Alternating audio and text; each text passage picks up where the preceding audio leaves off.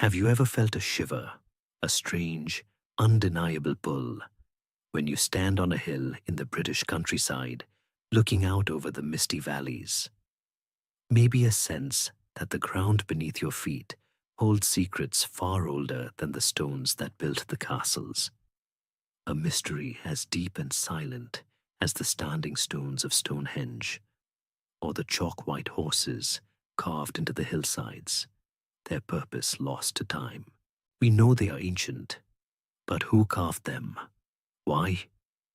We are surrounded by these silent, strange facts of a past we can only half imagine.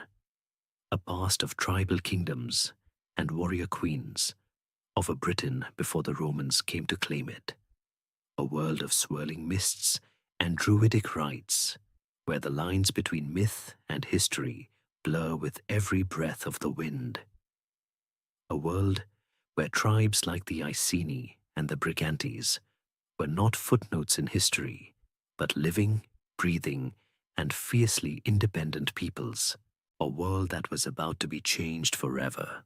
I'm glad you're here, wishing you peace, rest, and maybe a little historical inspiration before sleep.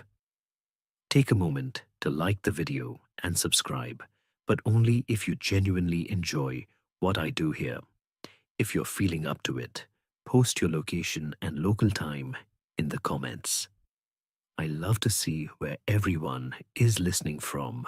Long before the first Roman soldier set foot on the shores, Britain was a place of diverse and powerful tribal kingdoms, a mosaic of Iron Age cultures that had been developing for centuries. The people of this island, whom the Romans would later call Britons, were a collection of Celtic-speaking tribes, each with its own customs, leaders, and territories.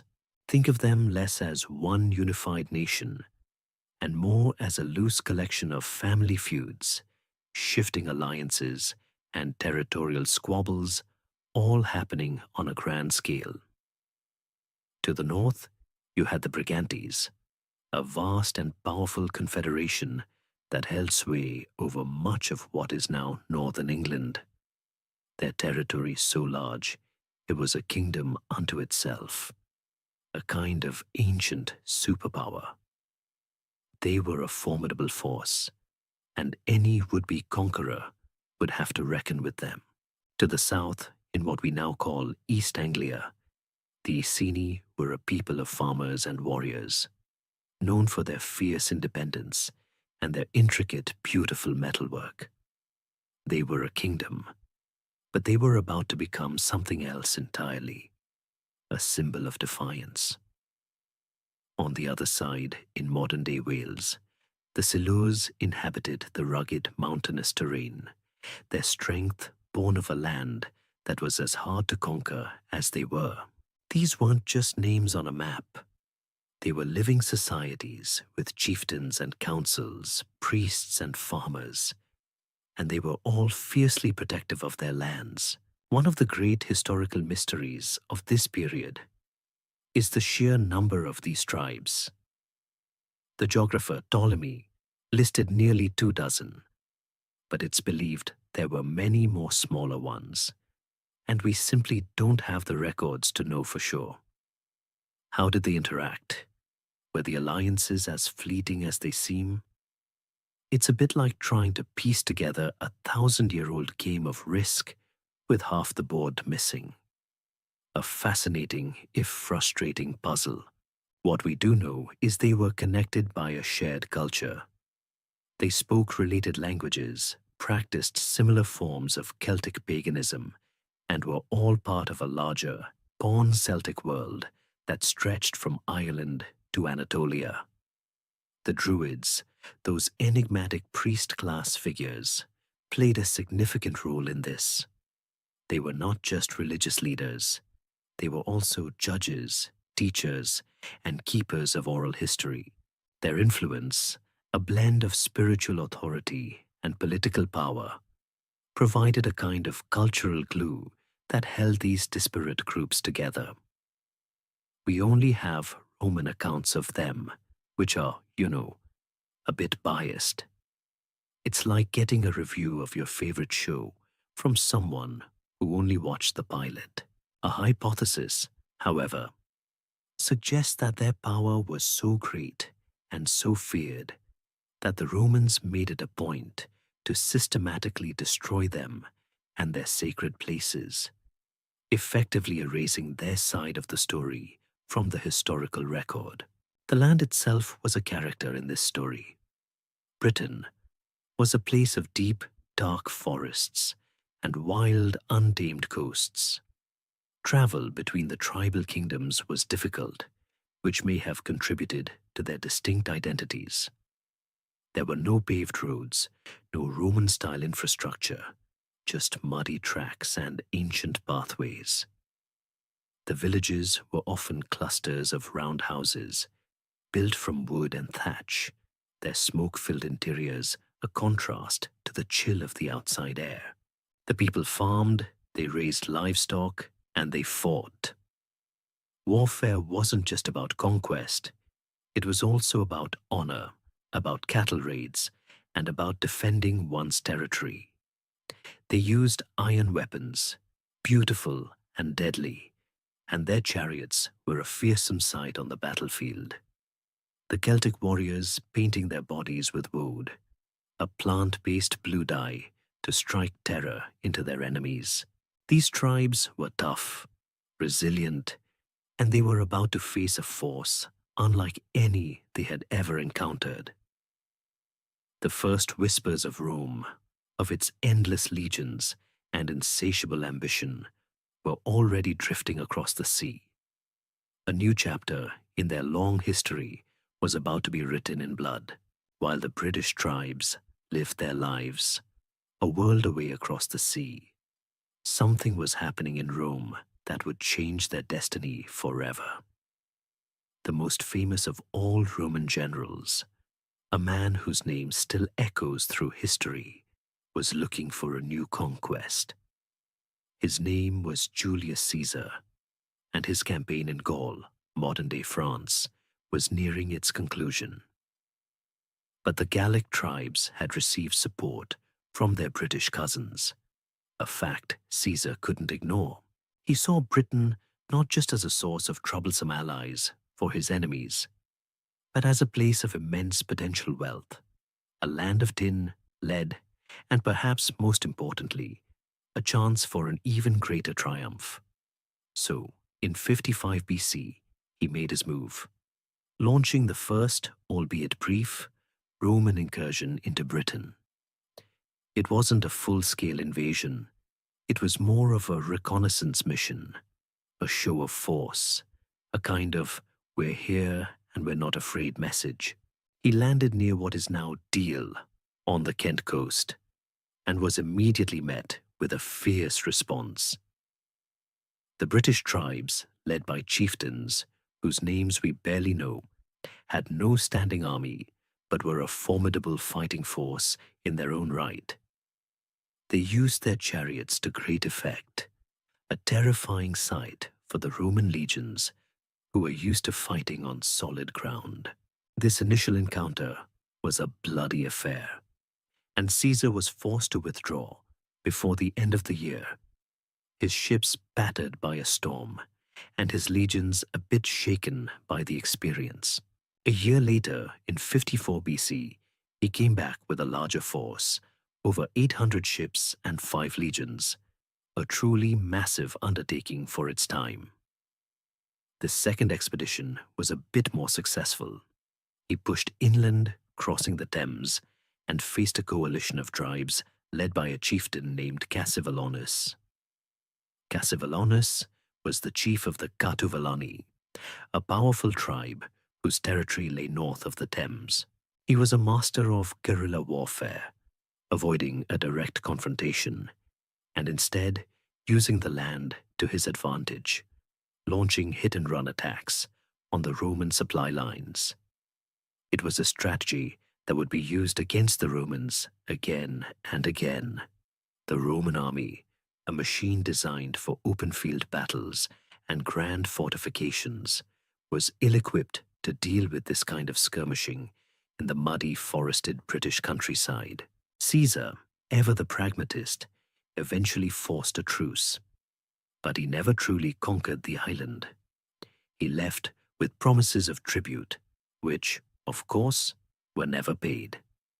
He had shown the world that Britain could be reached, and more importantly, that it was not an unconquerable fortress. But the price had been high, and he had gained little of tangible value. It was a lesson his successors would have to learn from. One of the great historical mysteries of this period is the identity and true power of these early British leaders. Cassivelaunus, for instance, is the first British leader to be named in a historical document, but we know almost nothing about him outside of Caesar's account. Was he a powerful king, a military leader, or simply a temporary chieftain who rose to the occasion? Another mystery is the exact location of his stronghold, which Caesar's forces besieged. Historians have hypothesized that it was near modern-day Wheathampstead, but the evidence is circumstantial at best.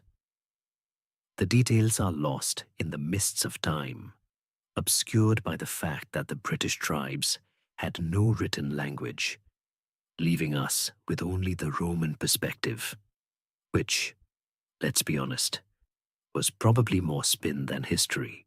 My own little hypothesis is that the British tribes were far more organized and coordinated than Caesar gives them credit for. A loose confederation that could mobilize quickly against a common enemy. The Romans, with their love of order and hierarchy, likely couldn't comprehend such a system, so they simply described it as a disorganized rabble. It's a bit of a historical chuckle, really. They were so confident in their superiority that they couldn't imagine a people who fought so effectively without a centralized command structure. Caesar's incursions, while not a conquest, had a lasting impact. They broke the isolation of the island and brought Britain into the orbit of the Roman world. From that point on, Britain was a known quantity, a target, a prize waiting to be claimed. For the next century, the British kingdoms largely returned to their old ways, but with a new awareness. They began to trade more with the Roman world, their chieftains adopting some Roman customs and goods, and a kind of cultural osmosis began to take place. They were, in a sense, a people on the brink of an even greater change. The Romans, for their part, took their time. They had a whole empire to manage after all, but the seed had been planted. The tantalizing thought of a rich, new province lingered in the minds of Roman emperors, and in a little over a century, one of them would finally decide to finish what Caesar had started. This time, it wouldn't be a raid. It would be a full-scale invasion. And the tribes of Britain would have to face the full might of the Roman Empire, a storm of iron and discipline that would wash over their shores. After Caesar's 2 fleeting visits, a century of relative peace passed, but the idea of Britain as a Roman province never truly faded. It was a tantalizing target for ambitious emperors, a final piece to a continental puzzle. The opportunity arose under Emperor Claudius, a man who, despite his physical infirmities and awkward demeanor, was an ambitious and surprisingly effective ruler. He needed a military triumph to solidify his reign, which had begun under a cloud of political intrigue. The year was 43 AD, and the pretext for invasion was a deposed British king, a man named Verica, who had fled to Rome seeking help. Claudius saw his chance. He assembled an enormous invasion force, 4 legions plus their auxiliaries, an army of over 40,000 men. This was not a raid, but a full-blown conquest. The Roman general in charge was Aulus Plautius, a seasoned veteran. and he led the legions across the English Channel, landing, most likely, near modern-day Richborough in Kent. This time the British tribes were not so easily surprised, but they were no match for the professional Roman army. The initial Roman advance was swift and brutal. The main resistance came from the Catuvellauni, the same tribe that had faced Caesar's armies. Their leaders, now Caratacus and Togodumnus, sons of the king Cunobelinus, a king who had ruled a large swathe of southeast Britain, attempted to halt the Roman advance at the Battle of the Medway and the Battle of the Thames. These were the first major pitched battles of the invasion, and they were a slaughter. The Roman legions, with their disciplined formations and superior armor, simply overwhelmed the British warriors. The Britons were brave, but their tactics of individual valor and disorganized charges were no match for the Roman war machine. Togodumnus was killed, and Caratacus fled westward, leaving the heartland of the Catuvellauni open for conquest. This was the moment Claudius had been waiting for. He himself traveled to Britain to lead the final push, a grand theatrical gesture meant to cement his legacy. He entered the Catuvellauni capital, Camulodunum, modern-day Colchester, with his legions and even an elephant, a sight that must have been both terrifying and utterly baffling to the native Britons. He accepted the surrender of 11 kings and then returned to Rome, leaving Plautius to complete the conquest. The initial invasion was a success, but it was just the beginning of a long and bloody campaign. This period holds a few historical mysteries that still puzzle scholars. For one, we don't know the exact landing site of the Roman army. While Richborough is the most likely candidate due to archaeological evidence, there is no definitive proof. Another mystery is the true fate of Togodumnus. Roman sources say he was killed, but some historians have hypothesized that he may have simply been captured or even defected, his death providing a convenient narrative for Roman propaganda. It's a funny thing about history. The more you dig, the more you realize how much of it is just a really good story told by the winners. My own hypothesis, a bit of sleepy conjecture if you will, is that the elephant wasn't just for show. Claudius was a man who understood spectacle, and bringing such a bizarre, terrifying beast to a battlefield was a masterstroke of psychological warfare. Imagine being a British warrior, seeing a giant grey beast you've only heard rumors about, charging at you, with Roman soldiers on its back. It would have been utterly demoralizing. With the Catuvellauni defeated, the Romans began the slow, methodical process of conquering the rest of the island. They didn't just conquer with force, they also used diplomacy. They made treaties with friendly tribes, establishing client kingdoms that would serve as buffers against hostile ones. The kingdom of the Iceni, for example, under their king Prasutagus, initially allied themselves with Rome. This was a classic Roman strategy: divide and conquer. The Romans would advance, build roads, establish forts, and slowly but surely, their presence became a permanent feature of the landscape. As the legions pushed north and west, they encountered fierce resistance. The Silures, under the leadership of the brilliant Caratacus, who had now fled to Wales, were proving to be a stubborn and formidable foe. The conquest of Britain was far from over. It was just beginning, and the man who would come to define the British resistance for the next several years was just getting started. He had learned from his father's defeat and was about to lead a campaign that would test the very limits of Roman military might in Britain. A man who, even in defeat, would become a legend. With the initial Roman onslaught complete and the heart of the Catuvellauni kingdom in Roman hands, the true war for Britain was just beginning, and the man who would define the first decade of resistance was already on the move. His name was Caratacus, and he was a brilliant and cunning chieftain, a survivor of the initial defeats who had fled westward. He did not, however, simply melt into the hills. Instead, he began to do something extraordinary. He rallied the tribes of what is now Wales, specifically the Silures and the Ordovices, fierce and independent peoples who lived in the rugged terrain of the mountains and valleys. This was a masterstroke of leadership. He was not one of them by birth, yet he managed to forge a grand alliance against a common enemy. An enemy they all now knew was terrifyingly effective in open battle. Caratacus understood that you couldn't beat the Romans at their own game. His strategy was simple and devastatingly effective. Avoid pitched battles, use the treacherous landscape to his advantage, and engage in constant guerrilla warfare.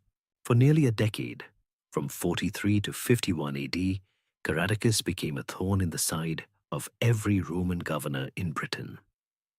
He would lead raids on Roman supply lines, launch ambushes from the forests, and melt back into the hills before the legions could respond. It was an exhausting and demoralizing kind of war for the Romans. Their heavy armor and disciplined formations, so effective on the flat plains of Europe, were a hindrance in the narrow passes and wooded slopes of Wales. The Silures, in particular, were a formidable foe. Their reputation for ferocity was well known, and their homeland was a natural fortress.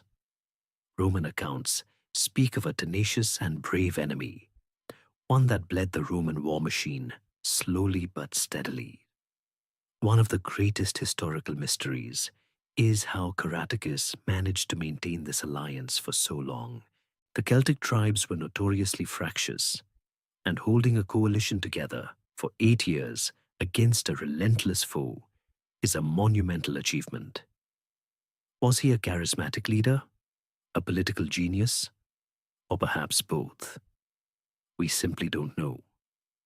We only have the Roman historian Tacitus's account, which, while detailed, is still written from the perspective of an impressed but frustrated enemy. The stalemate came to a head in 51 AD when the new Roman governor, Publius Ostorius Scapula, finally cornered Caratacus and his forces.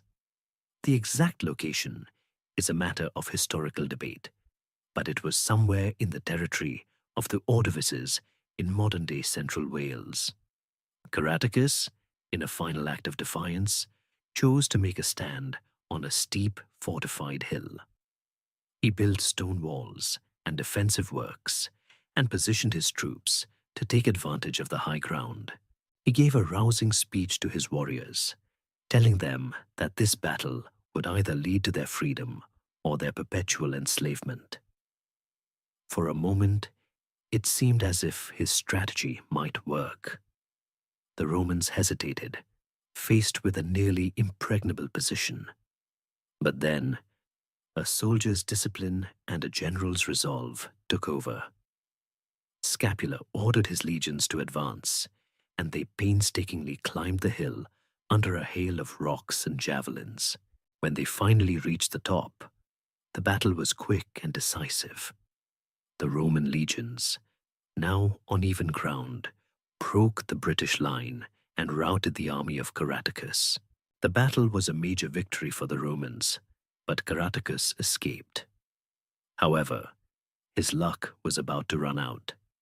He fled north to the kingdom of the Brigantes, hoping to find refuge with their queen Cartimandua, an ally of the Romans.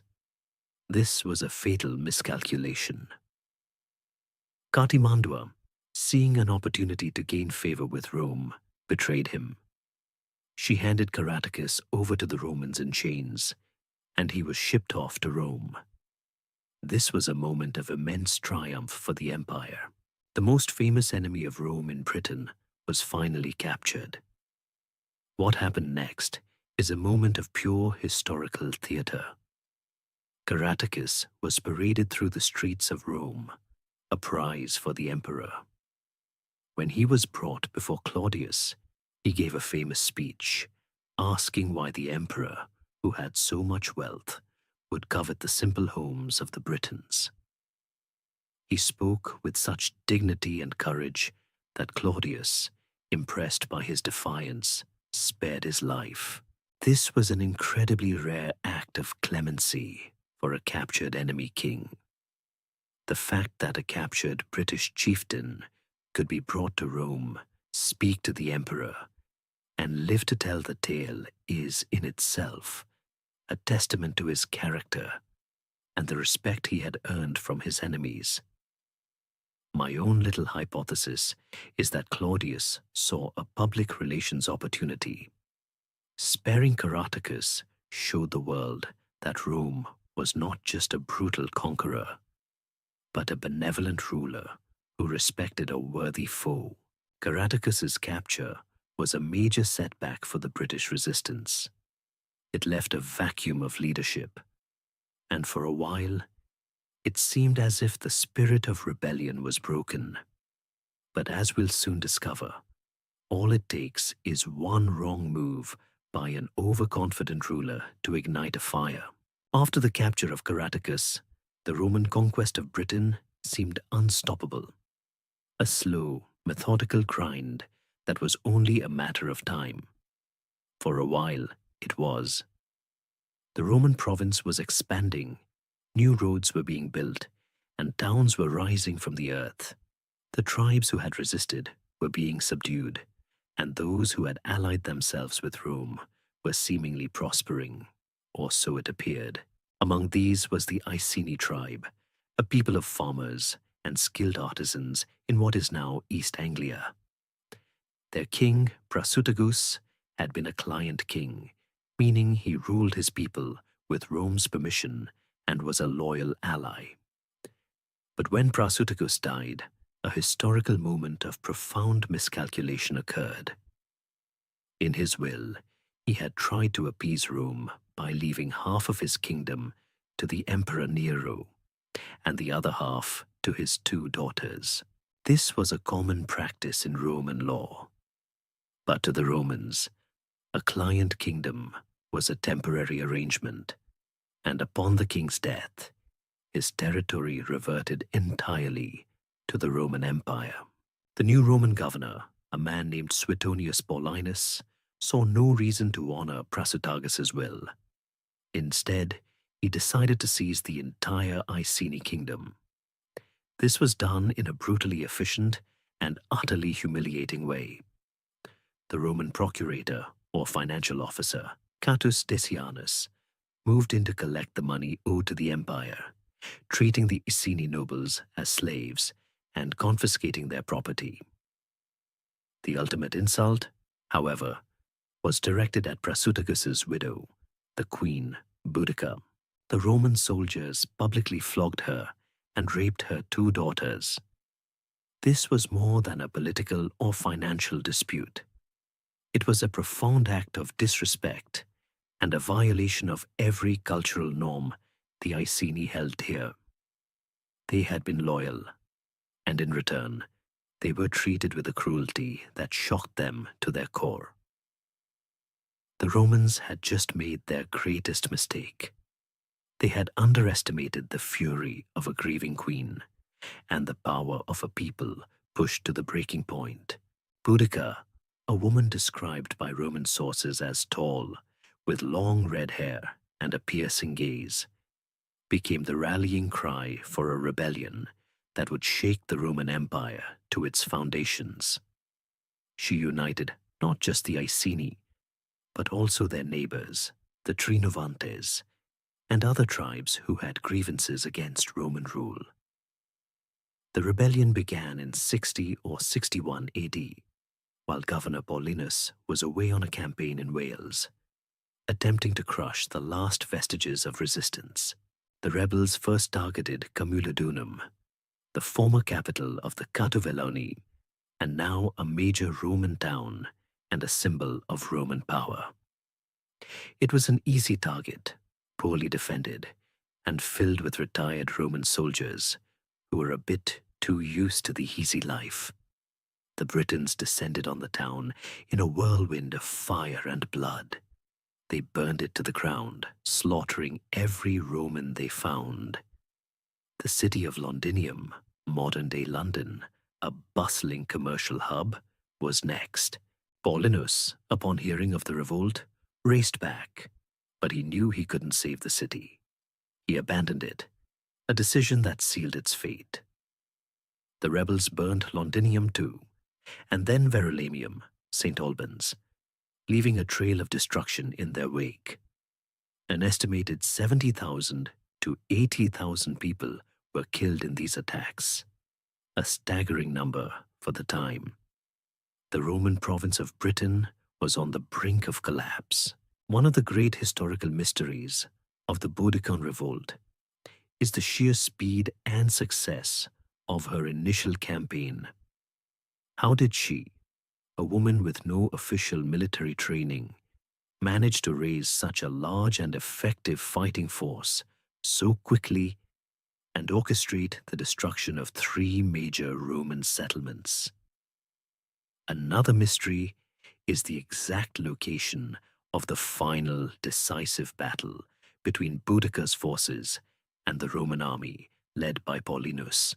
We know it was somewhere along the Roman road known as Watling Street, but its precise location is still debated. Archaeologists have searched for it for centuries. It's a bit like trying to find a needle in a historical haystack, and the fact that we still haven't found it makes you wonder what other secrets the land is holding on to. My own little hypothesis is that Boudicca's rage was so palpable, so powerful, that it acted as a force multiplier, uniting the fractious tribes in a way that no man, not even Caratacus, had been able to do. She wasn't just a leader. She was the embodiment of their collective anger and humiliation. The final battle was a tragic affair. Though Boudica had a massive army, her forces were disorganized, and they had chosen to fight on a narrow road. Paulinus, with his much smaller but highly disciplined force, used the terrain to his advantage, forming a defensive line that the British chariots and warriors couldn't penetrate. The Romans stood firm, and the battle turned into a massacre. Boudica's rebellion was crushed, and she likely took poison to avoid capture. The Iceni were largely wiped out, and Rome's hold on Britain was cemented. It was a brutal end, but it was also a testament to a woman who, in a moment of unimaginable pain, nearly brought an empire to its knees. With Boudica's rebellion brutally crushed, the Romans learned a crucial lesson about the ferocity of the Britons. From that point on, their policy shifted.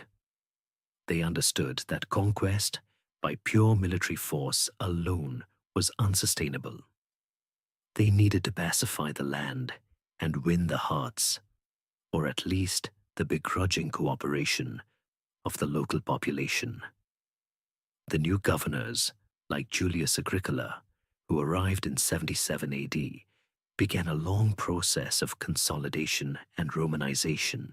This period was marked by the construction of permanent forts, the establishment of towns that served as centers of administration and trade, and the slow but steady creep of Roman culture, language, and law into the British way of life. It was a kind of hearts and minds campaign, with a heavy emphasis on the hearts part, but with a Roman legionary standing right next to you. You know, just in case. They built baths and temples and forums, and encouraged the local elites to adopt Roman customs, offering them citizenship and political power in exchange for their loyalty. The Romans were, in a way, selling the idea of civilization, and for many of the tribal leaders, it was a pretty good deal. The military focus of the Roman Empire, however, was shifting northward.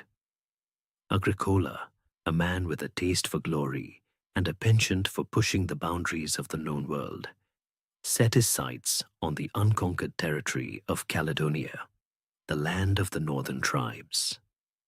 He led his legions on a series of campaigns that took them deep into what is now Scotland. These campaigns were brutal, fought in a rugged, cold, and unforgiving landscape against an enemy that was every bit as fierce as the Silures or the Iceni. The most famous moment of this period was the Battle of Mons Graupius in 83 AD. Agricola's forces faced a massive confederation of Caledonian tribes, led by a chieftain named Calgacus. Tacitus, the Roman historian and Agricola's son-in-law, put a grand speech in the mouth of Calgacus, in which he famously says, "They make a desert, and they call it peace."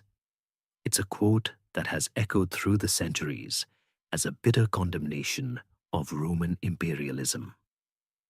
The battle itself was a decisive Roman victory, a slaughter of the Caledonian tribes, but it was not a conquest.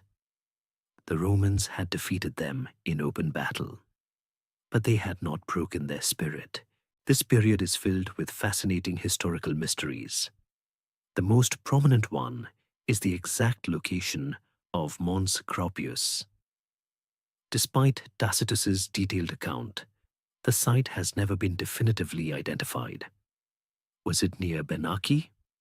Or perhaps in the Grampian Mountains? Historians have debated it for centuries, and it remains one of the great open questions of Roman Britain.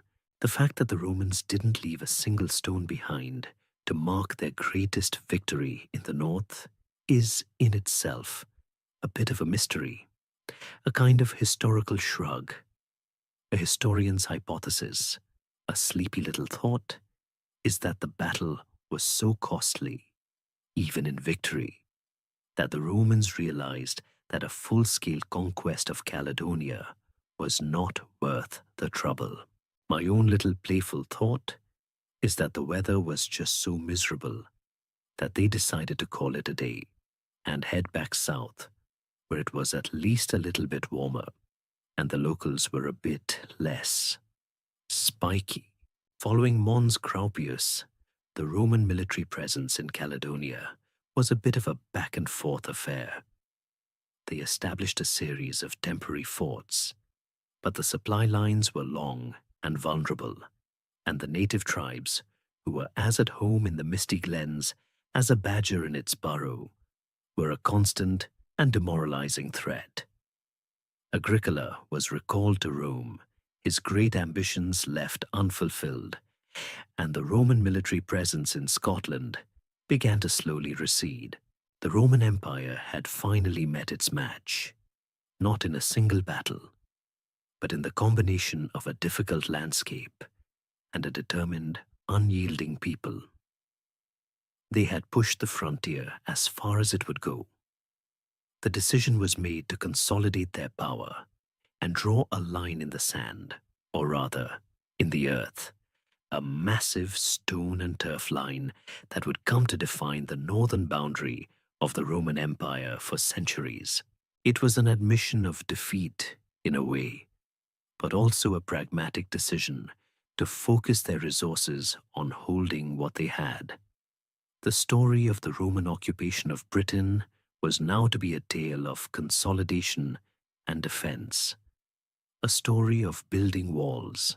The decision to abandon the full conquest of Caledonia led to one of the most remarkable feats of Roman engineering and one of the most iconic symbols of Roman Britain, Hadrian's Wall.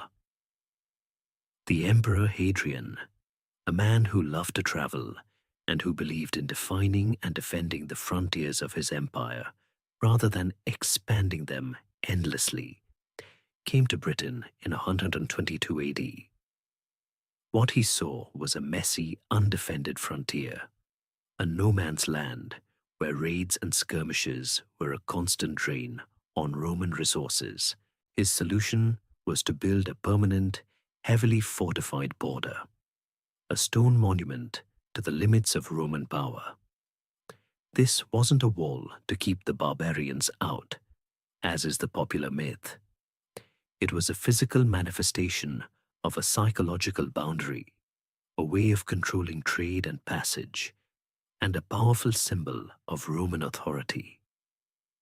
The building of the wall was a monumental undertaking, a project that took nearly 6 years and involved thousands of legionaries and auxiliaries. It stretched for 73 miles, from Wallsend on the River Tyne in the east to Bowness on Solway in the west. It was a complex and sophisticated structure, not just a simple wall. It had a V-shaped ditch in front of it, and behind it, a military road and a series of forts every 5 miles or so, with smaller mile castles in between. The wall itself was built of stone in the east and turf in the west, a testament to the differing availability of materials. And it was a permanent home for tens of thousands of Roman soldiers. Life along the wall was not always a grand adventure.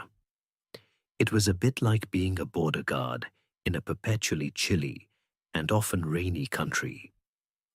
The soldiers stationed there were a mix of nationalities from across the empire: Germans, Syrians, Gauls, and many of them formed families and settled down in the small villages, or vicars, that sprang up outside the forts. The wall was a microcosm of Roman Britain, a melting pot of cultures. It was also a hotbed of activity. One of the greatest historical mysteries is the exact purpose of the wall itself. While its military function is obvious, its economic role is less so. Historians have hypothesized that it was more of a customs barrier, a way for the Romans to control trade and collect taxes from the northern tribes. Another mystery is the story of the wall's inhabitants. We only get glimpses of their lives through archaeological finds. Things like a little boy's tiny hobnailed sandal found at Vindolanda, a poignant reminder of the families who lived there, a world away from the grandeur of Rome. My own sleepy little thought is that the boredom must have been the greatest enemy of all. Imagine standing watch on a cold, windy day, staring out at the mist and the hills, with nothing to do but watch sheep and listen to the rain. I bet they invented some really terrible games to pass the time. The wall, however, was not the end of the story for the northern frontier. Just a few decades later, around 142 AD, the Emperor Antoninus Pius decided to push the frontier further north and built a new wall, the Antonine Wall, a much shorter turf and timber structure between the Firth of Forth and the Firth of Clyde in what is now Scotland. The building of the Antonine Wall is another open historiographic mystery. Why would the Romans build a new wall and abandon Hadrian's, only to retreat back to Hadrian's a few decades later? One hypothesis is that Antoninus was looking for a military triumph to secure his legacy, and an expansion of the frontier was a good way to get one. But the Caledonian tribes were as relentless as ever, and the logistics of supplying a frontier so far from the Roman heartland were a nightmare. The Antonine Wall was a brief and ultimately failed experiment. Around 160 AD, the Romans withdrew back to Hadrian's Wall, solidifying it as the permanent northern boundary of Roman Britain for the next 2 centuries. The wall became the defining feature of Roman Britain's northern frontier. It was a line of separation, a line of control, and a final admission that the vast, untamable north was beyond their grasp. It was a tangible symbol of a world divided between the Roman and the barbarian, a division that would shape the history of the island for centuries to come. The wall, with its crumbling stones and lonely watchtowers, is a silent monument to a time when Britain was a place of two worlds, one Roman and one not, and the line between them was a long stone snake across the land.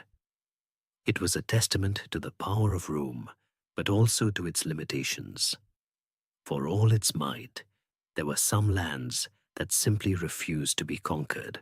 With the northern frontier secured by Hadrian's Wall, the Roman province of Britannia settled into a long period of relative peace and prosperity.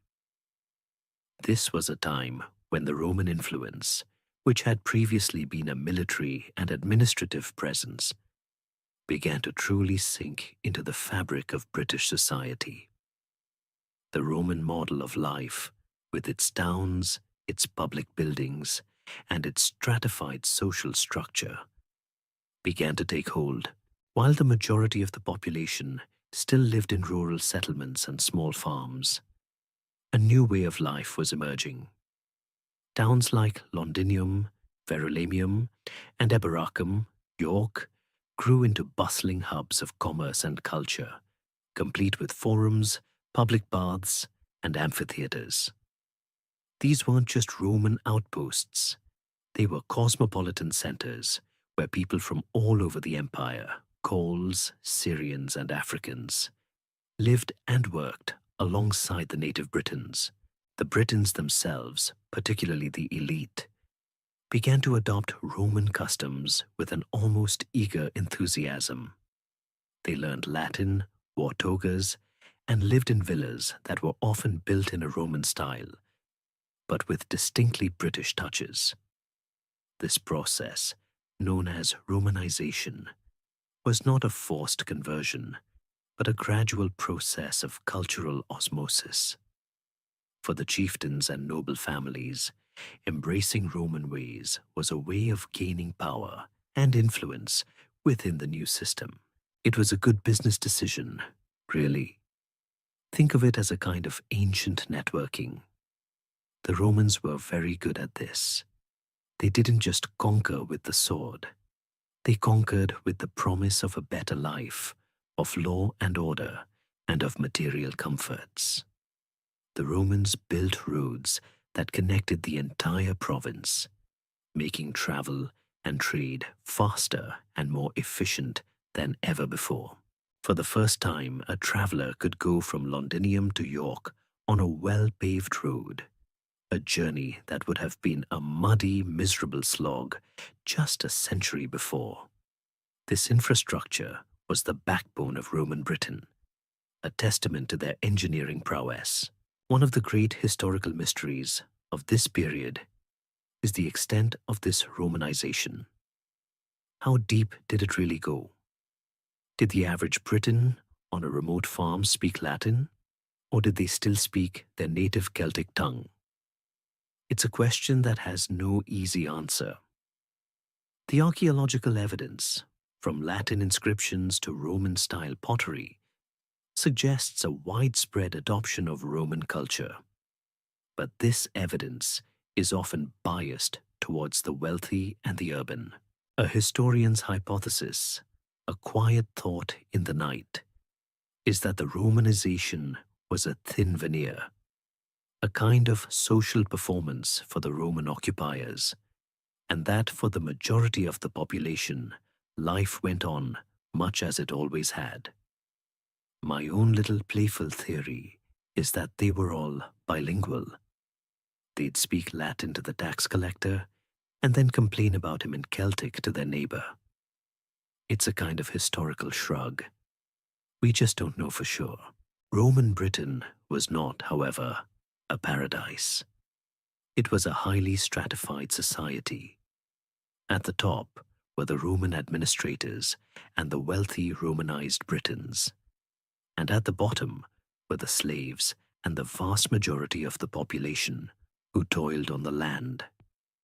The Roman system of law and taxation, while bringing a degree of stability, was often harsh and exploitative. The promise of peace came at a steep price, a price that was paid in taxes, in forced labor, and in the loss of traditional freedoms. The Romans were also not immune to their own internal conflicts.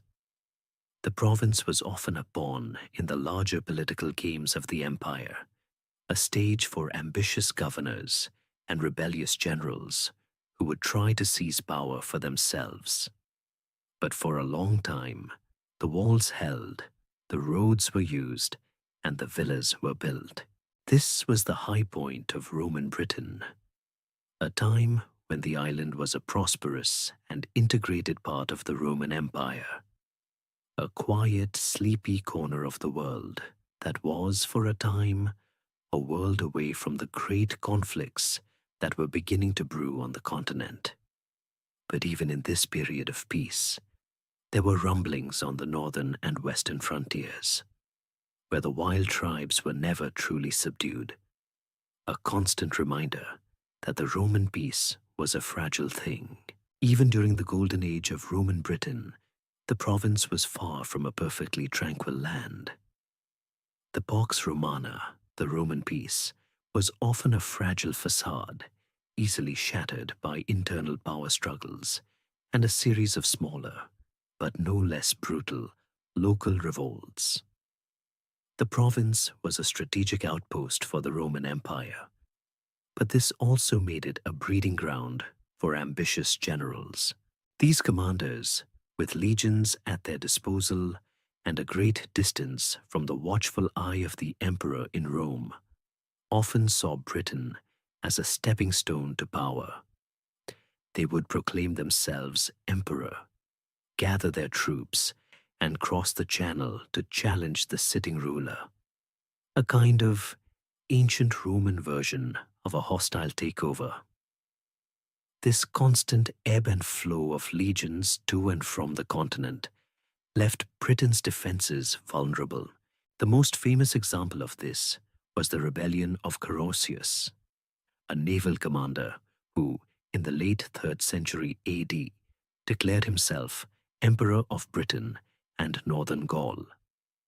He ruled for 7 years before being assassinated by his own treasurer, Alectus, who continued the secessionist regime for 3 more years. These internal conflicts were a major drain on resources and a source of instability, pulling Roman soldiers away from their primary duty of defending the frontier. Beyond the grand schemes of rebellious generals, there were also smaller, localized revolts that flickered and flared like embers in the wind. The tribes, even those who had seemingly been Romanized, never truly lost their independent spirit. The Brigantes, in particular, a vast tribe in the north that had been a client kingdom, were a constant source of trouble. Their queen, Cartimandua, had been a Roman ally who famously betrayed Caratacus, but her reign was fraught with internal conflict, culminating in a rebellion led by her former husband, Venutius. The Romans had to intervene multiple times to support her, and when she was finally deposed, the Romans simply took over the territory, an act that undoubtedly led to further resentment. Another major rebellion, the Great Conspiracy, would come much later, but the seeds of discontent were always there, bubbling just beneath the surface of Roman order. The truth is, the Roman Empire was built on the backs of its conquered peoples, and while many Britons saw the benefits of Roman rule, many others saw it as a form of foreign oppression. One of the great historical mysteries is the true nature of these internal conflicts. Were they genuine nationalist rebellions, or were they simply a byproduct of the power vacuum created by Roman political instability? Were the Britons rebelling against Roman rule, or were they just taking sides in a Roman civil war? The truth is probably somewhere in the middle. The archaeological record gives us hints of destruction and rebuilding at certain sites, suggesting conflict, but it rarely gives us the full story. It's like finding a smashed plate and a half-eaten meal in a kitchen. You know a fight happened, but you don't know who started it or what it was about. A historiographic hypothesis, a quiet little thought, is that the Romanized elite, the Britons who had the most to lose from a rebellion, were the ones who were most loyal to Rome. The rebellions, therefore, were led by those who had been marginalized or disenfranchised by the new order. My own little sleepy thought is that it was all just a bit of a misunderstanding. A general would get a new shiny hat and a few drinks, and suddenly he thinks he's the next emperor. Then he'd sober up and be like, "Oh dear, what have I done?" These internal conflicts had a profound and lasting effect on the province.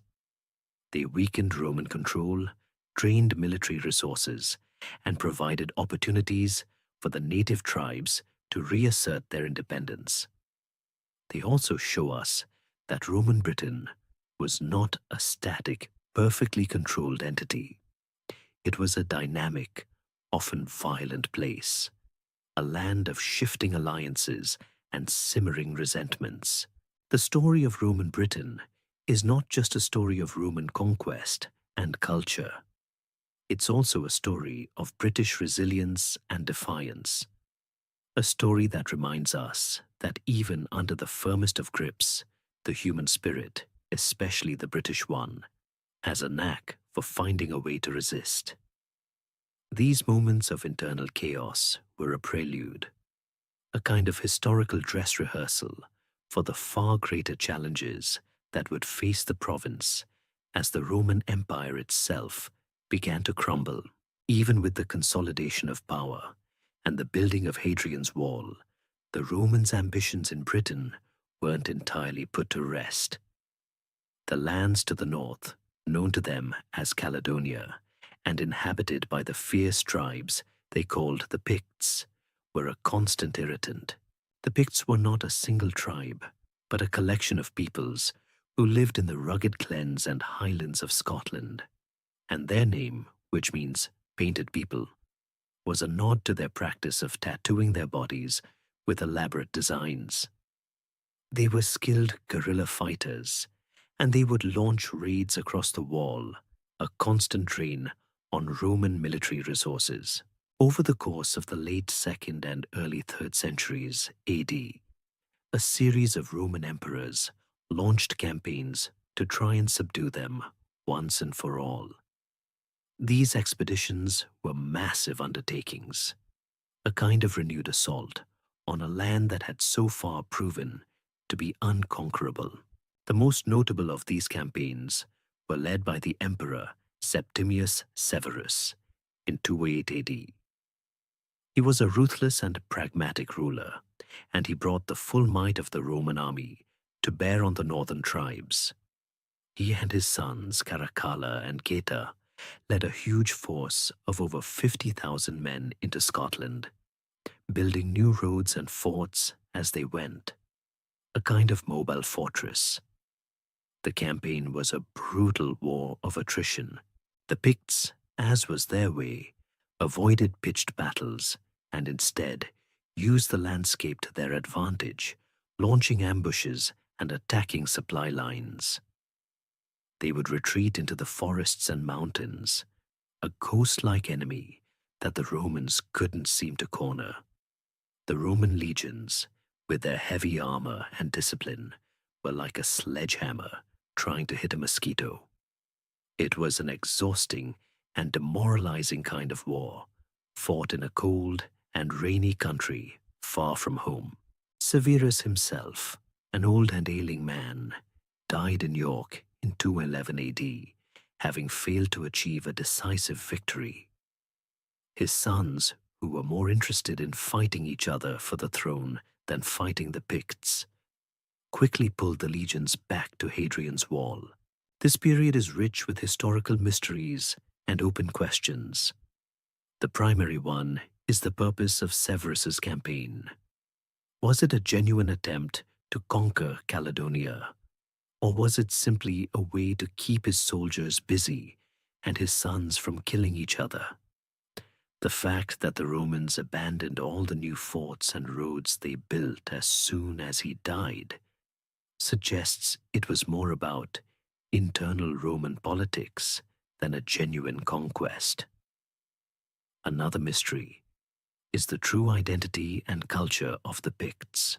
We have very little written about them from their own perspective, and what we do have is from Roman sources.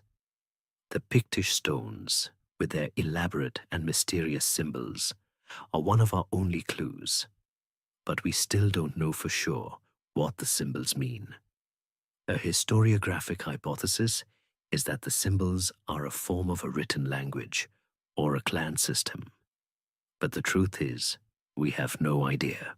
My own little sleepy thought is that the Romans, after all that effort, realized that a full-scale occupation of Scotland would have been a financial and military black hole, and they simply decided it wasn't worth the headache. I mean, who can blame them? They had an entire empire to worry about, and here were these spiky, unyielding people who just wouldn't stay conquered. The Caledonian campaigns were a kind of final, definitive statement on the limits of Roman power in Britain. They had pushed as far as they could, and the land and its people had pushed back and won. From this point on, the Roman presence in Britain was a defensive one. The legions stayed behind Hadrian's wall, content to patrol the frontier and keep the wild north at bay. The conquest of Britain was, in the end, an incomplete project. The Romans had their province, their roads, and their villas, but they never truly had the entire island. The legacy of these campaigns was not one of conquest, but of a grudging respect. The Romans knew that the lands beyond the wall were unconquerable, and the Britons knew that the Romans were a powerful but not omnipotent force. This was the uneasy peace that would last for the next 2 centuries, a peace that was slowly but surely beginning to unravel. As the 3rd century gave way to the 4th, the Roman Empire, a seemingly eternal behemoth, began to creak and groan under its own weight. This slow decline was not a single dramatic collapse, but a gradual unraveling, and its effects were felt keenly in distant provinces like Britain. The empire was beset by a multitude of problems: economic instability, political turmoil, and increasing pressure from so-called barbarian tribes on its frontiers. The Roman military, once a tool of relentless conquest, was now primarily a force of defense, stretched thin across thousands of miles of border.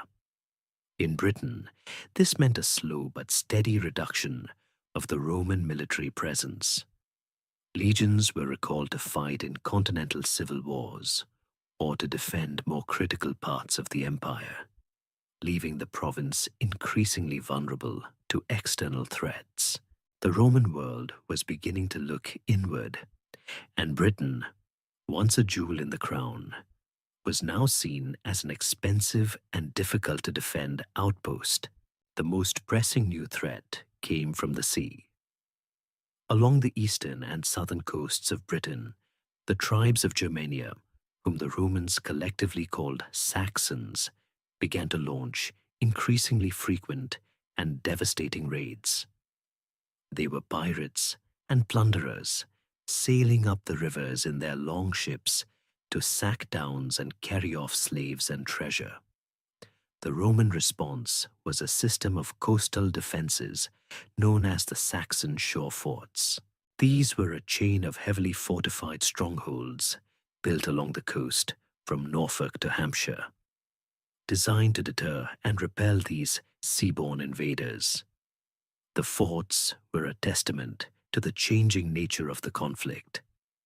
The Romans were no longer fighting a land war against Celtic tribes, but a defensive naval war against new enemies.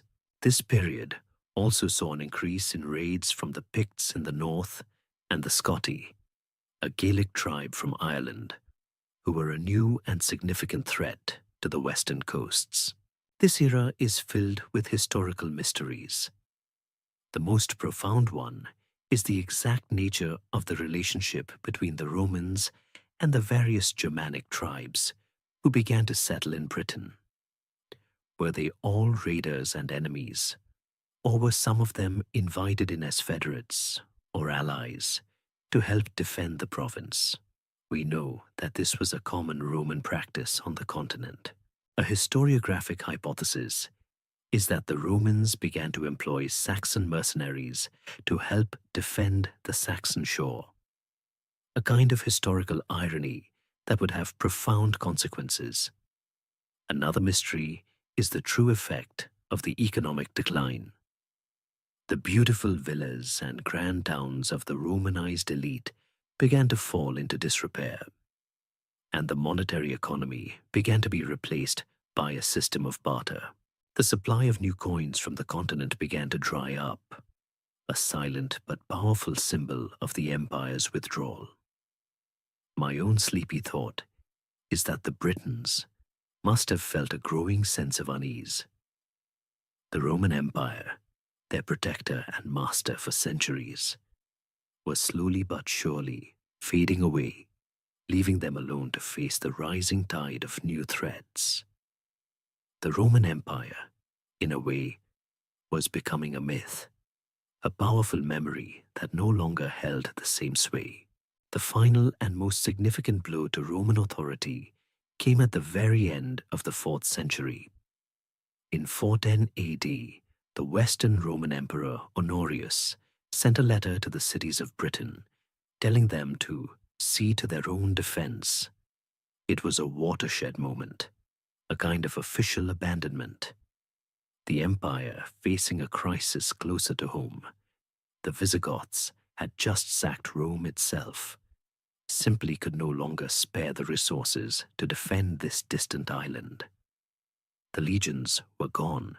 The Roman administrators and a great deal of the Romanized elite likely departed as well, leaving the native British population, who had grown accustomed to Roman protection, to fend for themselves.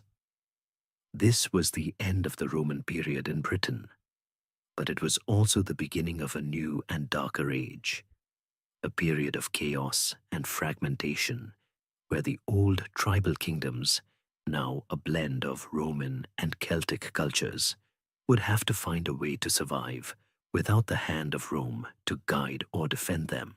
The Great Roman Silence had begun. The year 410 AD marks the beginning of one of the most mysterious and debated periods in British history. With the Roman legions gone, the central authority that had held the province together for centuries simply vanished, plunging Britain into a chaotic, fragmented world known to historians as the sub-Roman or post-Roman period. This wasn't a sudden, cataclysmic collapse, but a slow descent into a power vacuum. The old Romanized administrative and legal structures crumbled, and the native British communities, who had become dependent on Roman protection, were left to fend for themselves.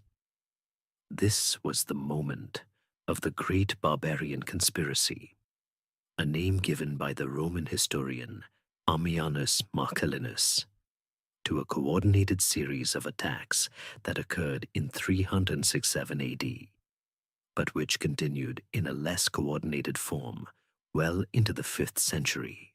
Raids from the Picts in the north and the Scotti from Ireland, which had always been a nuisance, now became a terrifying existential threat. They were no longer repelled by disciplined Roman forces, but were free to raid and plunder the now defenseless towns and villas. The British leaders, a mix of old Romanized elites and resurgent tribal chieftains, tried to organize a defense. They sent desperate pleas to Rome for help, but none came. The famous letter from Emperor Honorius was the final answer. The Britons were on their own. The central authority of Rome was gone, and the island splintered into smaller, competing kingdoms. The urban centers, once the jewels of Roman Britain, began to decline. The great villas, with their mosaic floors and hypercaust heating, were abandoned and fell into ruin. The Roman roads, once a symbol of order, became overgrown and dangerous. A monetary economy largely ceased to exist, and the British began to rely on a barter system once again. A kind of historical regression to a pre-Roman world.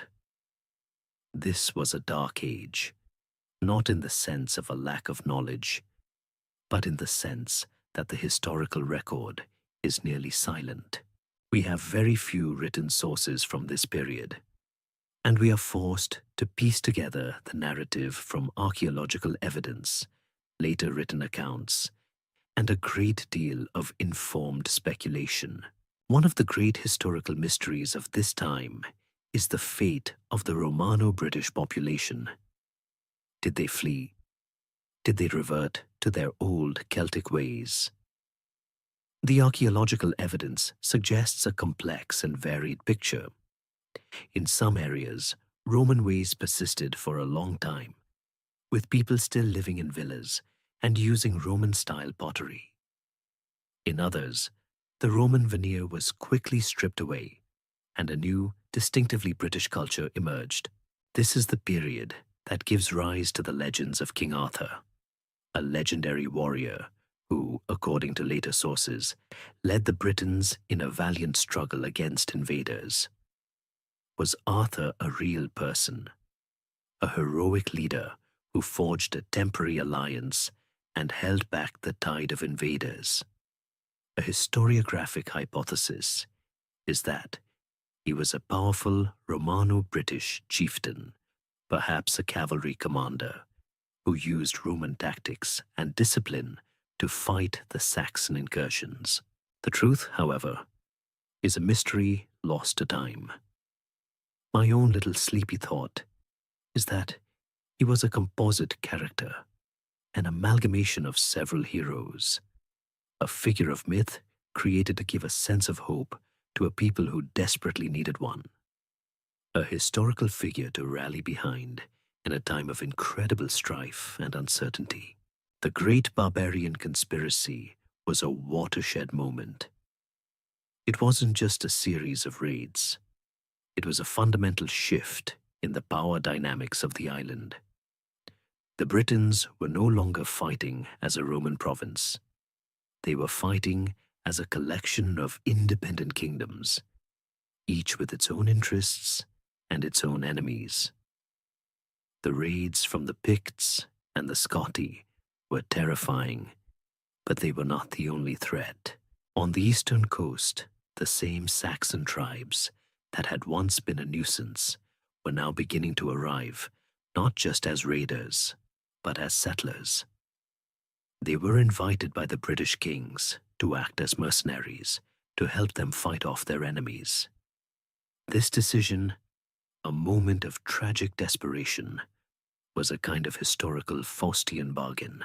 The Britons had brought their future conquerors to their very doorstep, and the stage was set for the next, and perhaps most profound, chapter in the history of the island.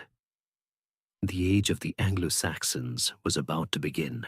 As the central authority of Rome dissolved, the island of Britain didn't just become a lawless wasteland. It fragmented into a mosaic of new, independent kingdoms, many of them led by the descendants of the old Celtic tribes. This was a time of immense political and social upheaval, where the old ways resurfaced, but were now infused with a Romanized sensibility. The leaders of these new kingdoms, who were often former Roman military officers or powerful chieftains, styled themselves as kings, holding court in old Roman villas or newly built hill forts. They were the inheritors of a broken world, and their story is one of a desperate struggle for survival. This period, from roughly 410 to 567 AD, is often called the Age of the Celtic Kingdoms, a time when the Welsh, Cornish, and Northern Britons reasserted their independence. These kingdoms were often at war with each other, a kind of historical free-for-all, fighting over land, resources, and power. The most famous of these kingdoms was perhaps the one in what is now modern-day Wales, where the old British culture and language, which the Romans had never fully extinguished, found a new home and a new purpose. The history of these kingdoms is a deep and abiding mystery. We have no contemporary written records, no detailed chronicles to guide us. We are forced to rely on later sources, like the writings of the British monk Gildas, who wrote a scathing condemnation of the British kings of his time, or the poetic tales of the Welsh bards. Gildas, in his work De Excidio et Conquestu Britanniae, on the ruin and conquest of Britain, portrays a world of political squabbling, moral decay, and military failure, where the British kings were more interested in fighting each other than in fighting the invaders. His account is a lament, a cry of despair, and a primary source for this period. But it's also a moralistic text, so we have to take it with a grain of historical salt. Another great mystery is the exact geography of these kingdoms. We know the names of a few: Dumnonia in the southwest, Powys in Wales, and Recht in the north, but their boundaries were fluid, and their power was often ephemeral. It's a bit like trying to draw a map of the clouds. They are constantly shifting and changing. A historiographic hypothesis is that these kingdoms, despite their constant infighting, maintained a sense of a shared British identity, a feeling of being a people distinct from the Roman invaders who had just left and the Germanic invaders who were just arriving.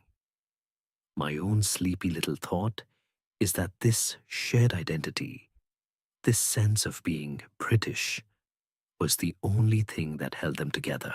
It was a kind of historical glue that prevented them from being completely swallowed up by the chaos.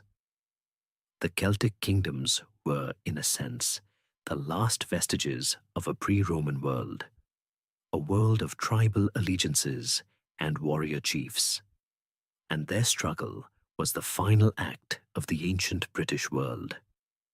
They were, however, a people in a precarious position. Their lands were under constant assault from all sides. The Picts and the Scotti were raiding from the north and west, and a new and far more dangerous threat was emerging on their eastern shores. The most fateful decision of this period was the invitation of Germanic mercenaries, the Anglo-Saxons, to help them fight these threats. The British kings, in their desperation, saw these warriors from what is now Germany and Denmark as a solution to their problems. They were fierce fighters, and they would work for land and pay. This was a classic historical miscalculation, a kind of tragic overestimation of one's own power. The Anglo-Saxons were invited to be a shield, but they would soon become the sword. The arrival of these new peoples marked the beginning of the end for the independent British kingdoms in the East. They were about to be swept away by a new tide of conquest, a new kind of kingdom, and a new language. The stage was set for the formation of the Anglo-Saxon kingdoms, the very ones that would one day become England. The great struggle for Britain was about to enter its next phase, a phase that would decide the fate of the island for the next 1,000 years. In the final centuries of Roman rule, a new type of fortification began to appear along the eastern and southern coasts of Britain. A series of impressive stone fortresses that would come to be known as the Saxon shore forts. These weren't the old marching forts or garrisons of the earlier conquests. They were purpose-built defenses, a clear sign that the Romans were no longer concerned with conquering the island, but with defending it from a new and terrifying threat that came from the sea. The name itself, Saxon Shore, is a historical mystery. Does it mean the shore against the Saxons, or the shore of the Saxons? This is an open historiographic question that has puzzled scholars for generations. The forts were built with massive stone walls, often without the typical internal defenses, and were placed at the mouths of rivers and strategic harbors. They were, in a sense, a shield for Roman Britain, a last line of defense against the seaborne raiders from Germania, who were becoming an increasingly serious threat. The commander in charge of these defenses was a high-ranking officer, known as the Count of the Saxon Shore, and his job was to manage the legions and auxiliaries stationed in these forts and to coordinate a naval defense. The forts themselves were a sign of the changing nature of warfare. The old land wars were over, and now the battle was for control of the sea and the rivers. The enemy was no longer a disciplined army, but a collection of fast, hit-and-run raiders who would strike without warning and disappear before a Roman response could be mounted. The forts were designed to be a strong point, a place where a Roman force could be quickly deployed to intercept and repel the invaders. They were, in a way, a recognition of a painful truth. The Romans could no longer defend the entire coast, so they would defend the key strategic points instead. This was a classic Roman strategy of defense in depth, a bit like putting a lock on your front door when the rest of your house is wide open. A major historical mystery is the true role of the Saxon shore forts.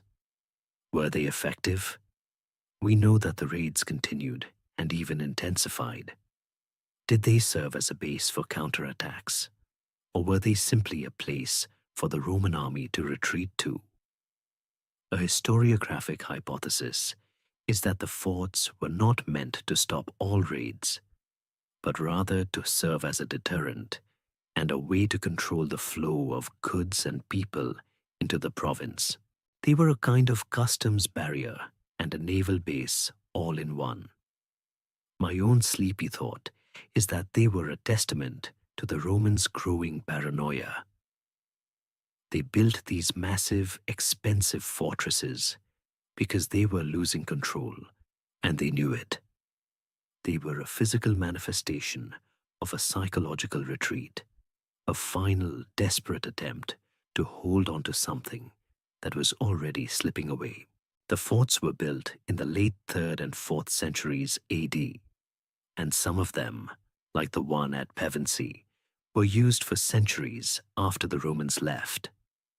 They were a part of the landscape, a silent reminder of a time when the Roman Empire was still a power to be reckoned with. But as we recall from our last chapter, the empire was already in a state of terminal decline. The legions stationed in these forts were slowly but surely withdrawn, leaving behind a series of empty stone shells. The Britons, who had been taught to rely on Roman protection, were now left with a few impressive stone buildings and a whole lot of coastline to defend. The forts were a symbol of Roman Britain's defensive posture, a monument to the fear of a new enemy. They were a kind of historical irony. The Romans built these forts to keep the Saxons out, but in the end, they were left to the Saxons, who would come to inhabit them and make them their own. The stage was set for the next chapter, one in which the shield of Britain would be replaced by a new kind of sword. The collapse of Roman authority left the Britons in a state of desperation, facing a three-pronged threat from the Picts, the Scotti, and the Saxons. In their panic, they made a decision that would change the island forever. They hired mercenaries. The British kings, likely following a long-standing Roman tradition of using federated troops, invited Germanic warriors from the tribes of the Angles, Saxons, and Jutes to help them fight their enemies. The story, as told by later historians like the Venerable Bede, is that a British leader, often named Vortigern, offered these warriors land in exchange for military service. They were given a small foothold on the Isle of Thanet in Kent and were meant to act as a kind of historical bouncer, keeping the other raiders out. This seemed like a brilliant plan, a kind of historical let's fight fire with fire strategy. The warriors, led by brothers Hengist and Horsa, were fierce and effective. They fought off the Picts and the Scotti, and for a while the strategy seemed to be working. However, the Britons' relief was short-lived. The Anglo-Saxons, once they had a taste of the fertile British lands, decided they liked it very much indeed. They sent word back to their homelands, telling their people that Britain was a rich, undefended land, and a new wave of migration began. The mercenaries turned on their employers. The old saying, "The cure was worse than the disease," never rang more true. The Anglo-Saxons began to fight not just for pay, but for conquest, and they began to settle in the very lands they were supposed to be defending. This was the beginning of the Anglo-Saxon migration and the subsequent conquest of what would become England. The Britons were pushed westward, their kingdoms slowly but surely being swallowed up by the relentless advance of the new invaders. It was a long, bloody, and piecemeal process, a slow-motion land grab that would last for centuries. This period is one of the most mysterious in British history. We have almost no written sources from the Anglo-Saxon side, and the British sources we have are filled with lamentations and a sense of defeat. A major historical mystery is the scale of the migration. Did a huge number of people cross the North Sea? Or was it a smaller warrior elite who came and conquered a larger British population? The archaeological evidence is mixed, showing a complex picture of both conflict and cultural assimilation. A historiographic hypothesis is that the Anglo-Saxons weren't just brutal conquerors. They also offered a degree of stability and protection that many of the Britons, tired of constant warfare between their own squabbling kings, may have welcomed. My own sleepy thought is that the Britons had grown so used to Roman rule, a system of law and order, that when it was gone, they were completely unprepared for the reality of a world without it. They were a people who had forgotten how to fight for themselves. The Anglo-Saxons, for their part, didn't arrive as a single unified force. They were a collection of different tribes, the Angles, the Saxons, and the Jutes, each with its own customs and leaders. They established their own kingdoms, a series of rival states that would eventually come to dominate the eastern half of the island. The names of these kingdoms, Wessex, Mercia, Northumbria, still echo in the names of modern places. The arrival of the Anglo-Saxons marked the end of the post-Roman British period in the East and the beginning of a new age, a kind of historical reset button. The Celtic Britons were now on the defensive, confined to the western fringes of the island. Their language and culture, which had survived the Romans, were now being slowly erased from the majority of the island. The great struggle for Britain was no longer a matter of resisting Roman rule, but a matter of surviving the new Anglo-Saxon kingdoms. The stage was set for the next chapter, one filled with legends, battles, and the slow, painful birth of a new nation.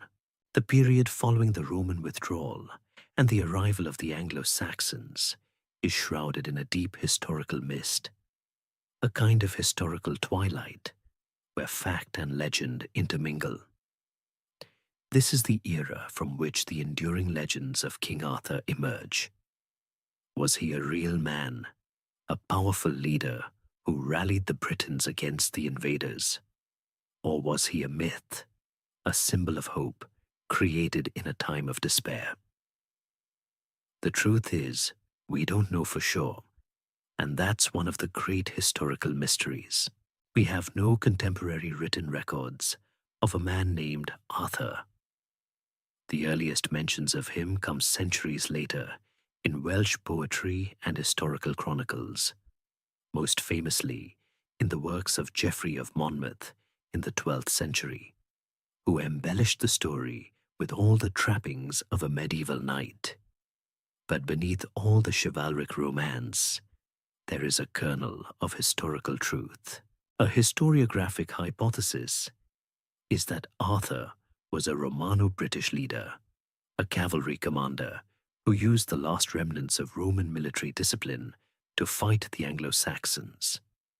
He was not a king of a unified Britain, but a powerful warlord, a kind of military hero who was able to forge a temporary alliance among the fractious British kingdoms and achieve a series of victories against the invaders. The most famous of these is the Battle of Badon, a legendary battle that, according to later sources, saw the Britons achieve a great victory that held back the Saxon advance for a generation. The location of this battle is a complete mystery, a kind of historical shrug. It could have been anywhere from Bath to a hill fort in Wales. The fact that the Anglo-Saxon advance slowed for a while in the mid-5th century gives some credence to the idea of a successful British resistance, a kind of historical exhale. The Britons, for a brief time, were not just running for their lives. They were fighting back. My own sleepy little thought is that Arthur was a kind of historical folk hero, a figure so compelling that his story was passed down through generations, his deeds and victories growing with each retelling until he became the legendary king we know today. He was the hero they needed, a figure of strength and virtue in a world of chaos and uncertainty. This is the period of the sub-Roman kingdoms that we talked about earlier. These were the kingdoms of the Britons, the people who still spoke a Celtic language and who clung to their old traditions. Arthur, if he existed, would have been a leader of these people, a kind of last gasp of the old Romanized world. His story is a testament to the resilience of the British people in the face of an existential threat. The legends of Arthur, however, also serve a historical purpose. They give us a glimpse into the values and fears of the people who created them. They tell us a story of a world where courage and loyalty were paramount, where a single hero could change the course of history. They also tell us a story of a losing battle. For all of Arthur's legendary victories, the Anglo-Saxons continued to advance. The Britons were slowly but surely pushed westward, confined to the lands of Wales and Cornwall, where their language and culture still survive today. The era of the Arthurian legends is not just a story of a great hero, it is a story of a great defeat. It is the story of the last stand of the ancient British kingdoms, a final heroic struggle before they were eclipsed by a new people and a new language. The stage was set for the next chapter, one where the Anglo-Saxon kingdoms would begin to grow and consolidate their power, forever changing the face of the island. The period following the Roman withdrawal and the rise of the Anglo-Saxons is often called the sub-Roman period, a time so poorly documented that it is sometimes referred to as a dark age. The name is a bit of a misnomer, as it doesn't mean the people were uneducated or uncivilized. Rather, it means that the historical record is, for the most part, silent. We are left to piece together the narrative from a few fragmented sources, archaeological finds, and a great deal of informed guesswork. This was an era of immense change and upheaval, a time when the Romano-British world was slowly but surely being replaced by a new Anglo-Saxon culture. The old Roman administrative and economic systems had collapsed, and the island had fragmented into a patchwork of competing kingdoms. The Britons, now without the support of the Roman legions, were fighting a desperate battle for survival.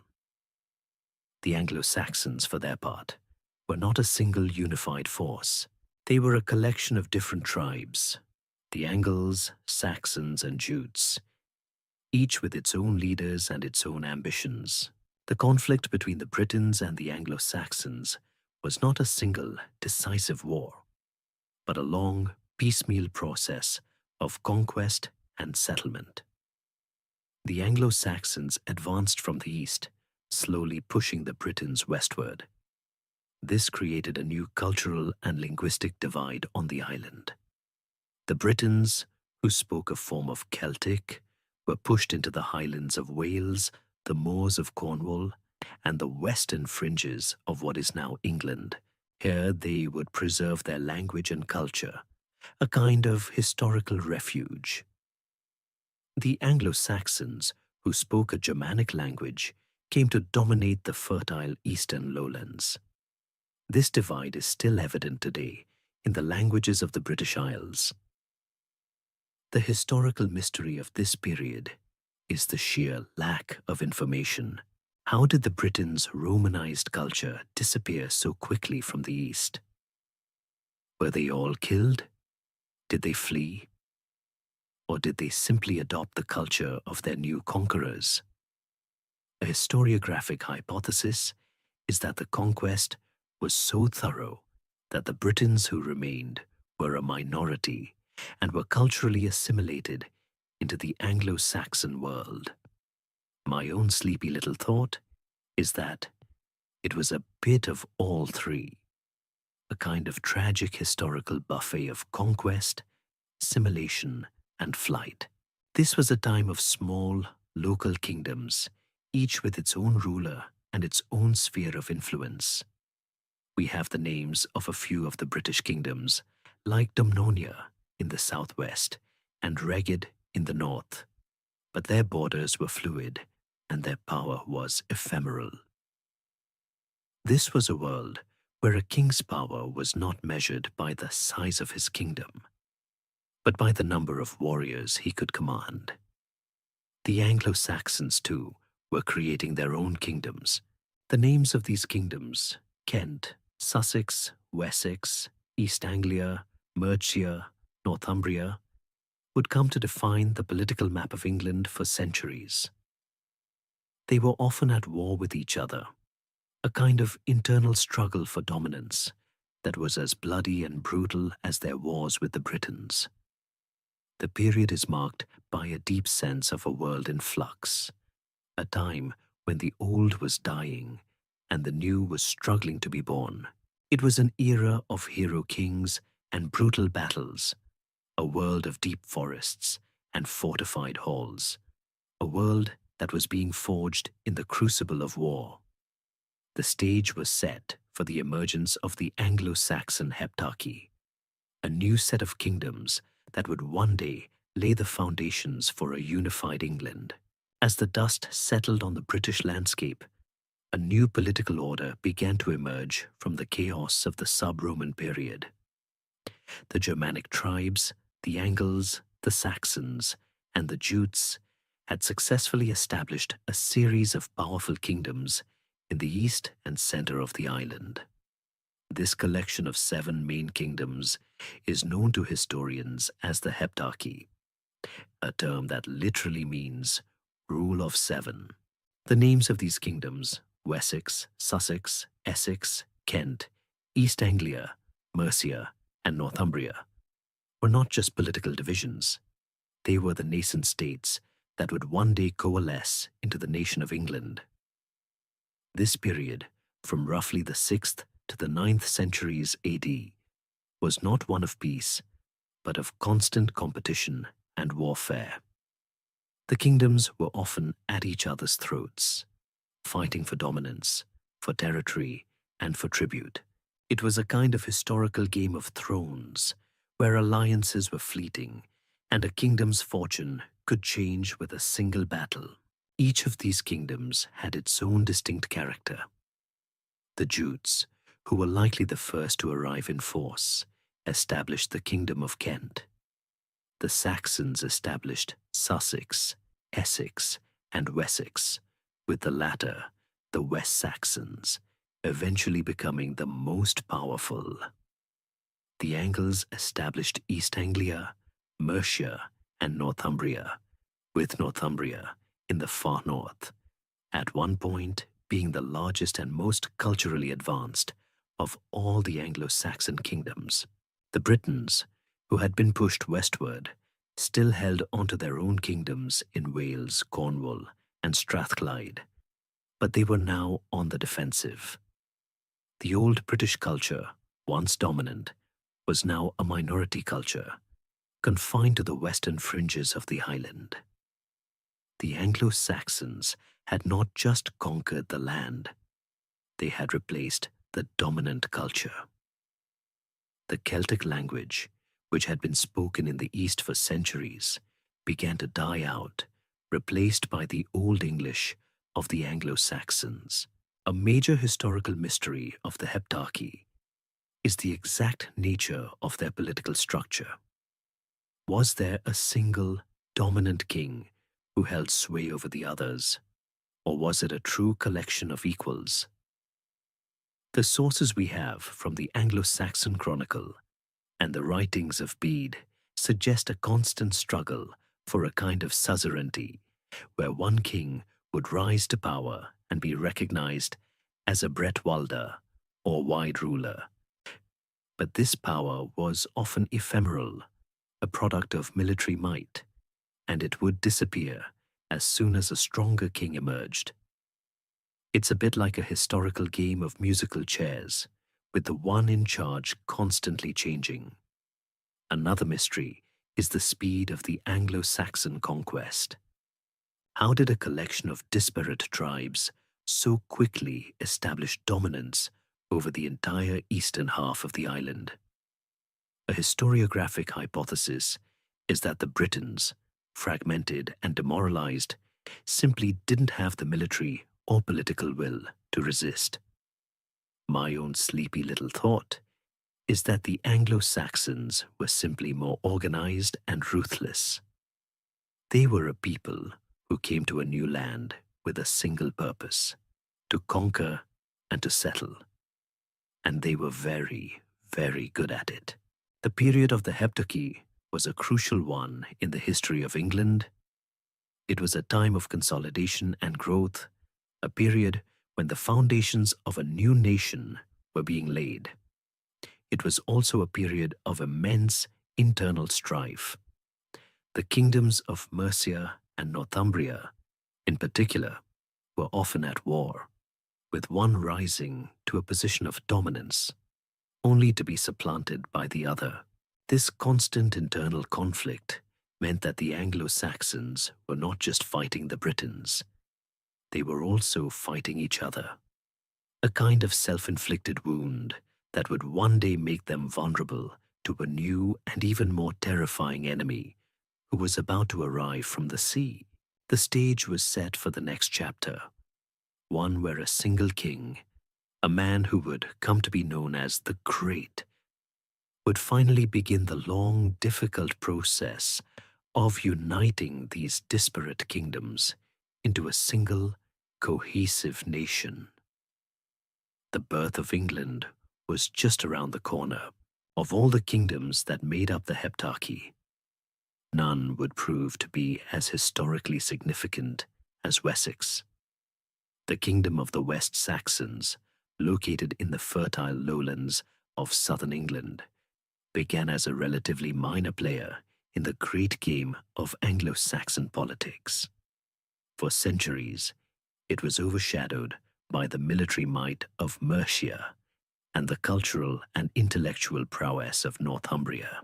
But slowly and surely, through a combination of shrewd leadership, military victories, and good fortune, Wessex began its long, deliberate ascent to power.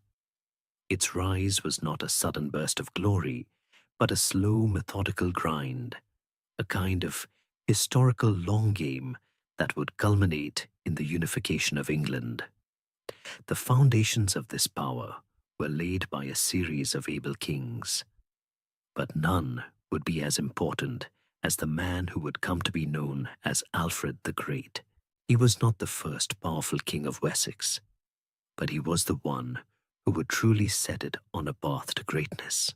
Before Alfred, the most notable king of Wessex was probably Egbert, who, in the early 9th century, decisively defeated the Mercians and brought much of southern England under his sway.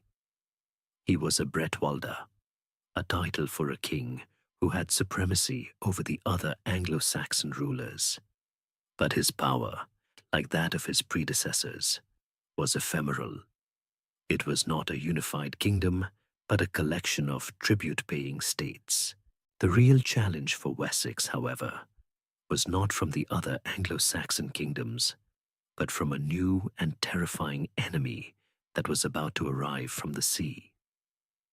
They were the Vikings, and their arrival would change the course of English history forever. The rise of Wessex is an interesting case study in the nature of power. It didn't have the grand early cultural achievements of Northumbria, which gave us the magnificent Lindisfarne Gospels and the historian Bede. It didn't have the early military dominance of Mercia. What it had was a stable agricultural base and a series of pragmatic and forward-thinking leaders. This is an open historical mystery.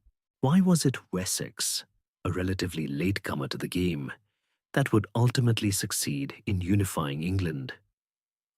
A historiographic hypothesis is that its geographical location on the southern coast made it a natural hub for trade and a strategic launching point for military campaigns. It was a bit like being in the middle of a historical chessboard. You could move in any direction you wanted. My own sleepy thought is that they were just a bit better at playing the long game, while the other kingdoms were busy squabbling with each other. Wessex was quietly consolidating its power, building a strong administrative and military system that would serve them well in the coming storm. The political situation in the Heptarchy was a kind of historical merry-go-round, with the power swinging from Northumbria to Mercia and then finally to Wessex. This constant internal strife, while a source of much bloodshed, also had the effect of weeding out the weaker kingdoms and forcing the survivors to become stronger and more unified. The Anglo-Saxons, for all their internal feuding, were a people who were being forged in the crucible of conflict, and they were about to face their greatest test. The Vikings, who had started as small-scale raiders, were now arriving in force, not to plunder, but to conquer and to settle. They were known as the Great Heathen Army, and they were about to bring the entire Anglo-Saxon world to the brink of collapse. The stage was set for a dramatic confrontation, one that would pit the nascent kingdom of Wessex against a new kind of enemy, a confrontation that would define the legacy of Alfred the Great. The long, bloody road to a unified England was just beginning. While the Anglo-Saxon kingdoms were busy fighting each other for supremacy, a different kind of change was sweeping across the land, one that would prove to be as profound as any military conquest: the conversion to Christianity. The Anglo-Saxons were pagan, worshipping a pantheon of gods with names that still echo in our days of the week, like Woden, Wednesday, and Thunor, Thursday. But in Rome, a new spiritual force was stirring, one that would not be content with just a city, but would seek to conquer the world with ideas rather than legions. The story of the conversion is one of two parallel missions. The first was the Irish mission, a kind of grassroots effort led by monks from Ireland who were converting the Picts in the north. This mission, with its isolated monasteries and ascetic monks, was a quiet but effective force for change.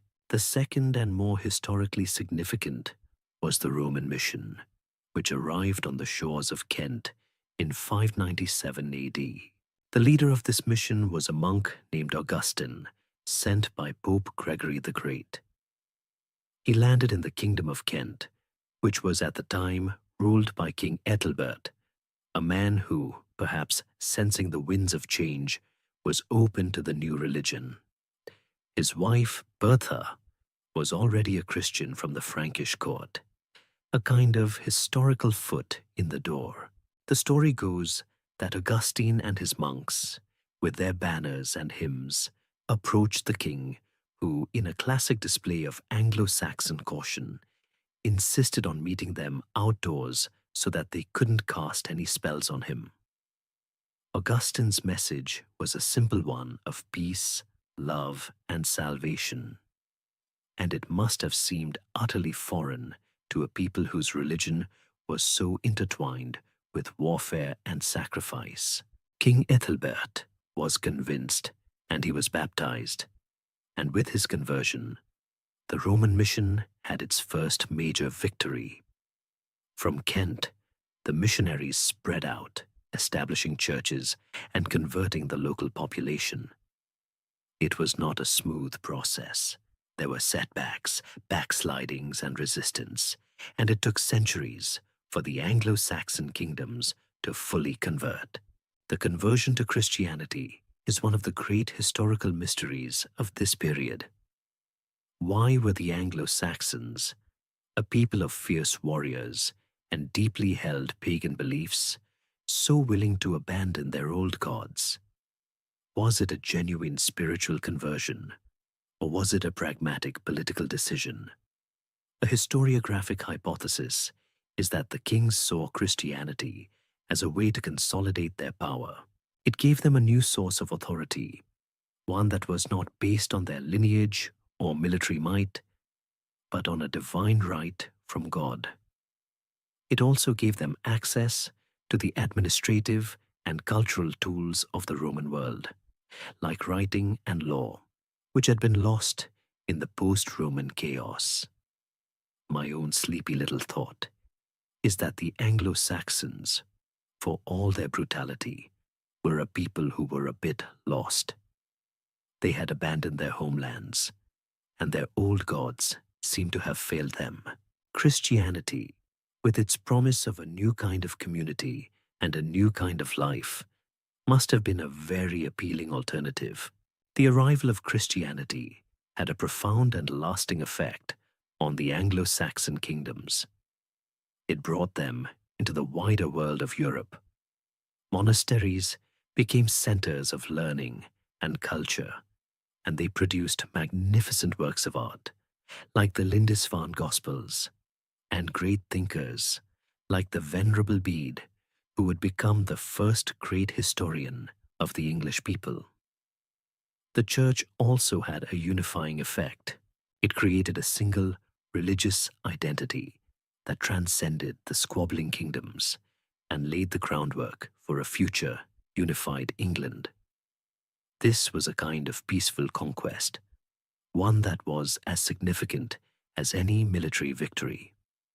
The Anglo-Saxon kingdoms had been forged in war, but they were now being shaped by a new spiritual force, one that would give them a new identity and a new purpose. This was a world on the cusp of a new and terrible storm. For centuries, the Anglo-Saxon kingdoms had been fighting each other, a constant internal struggle for dominance.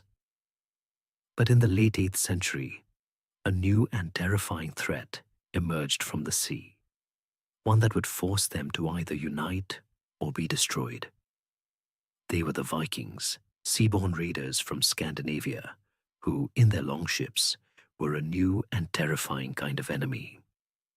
They were a people of immense physical courage and a deep love of plunder.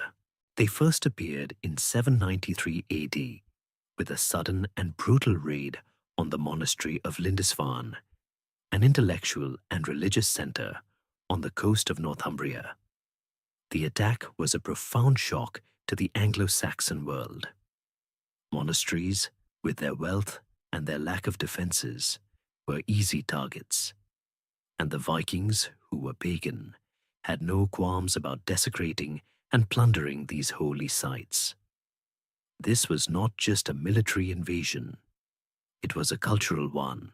The Vikings were not just looking for treasure, they were looking for land, and their raids were a prelude to a full-scale conquest. The raids grew in frequency and intensity. The small coastal attacks of the late 8th century gave way to full-scale invasions in the 9th century. In 865 AD, a massive Viking force, known as the Great Heathen Army, landed in East Anglia. This was not a raiding party. It was an army of conquest. It was a kind of historical sledgehammer, and it proceeded to smash its way through the Anglo-Saxon kingdoms.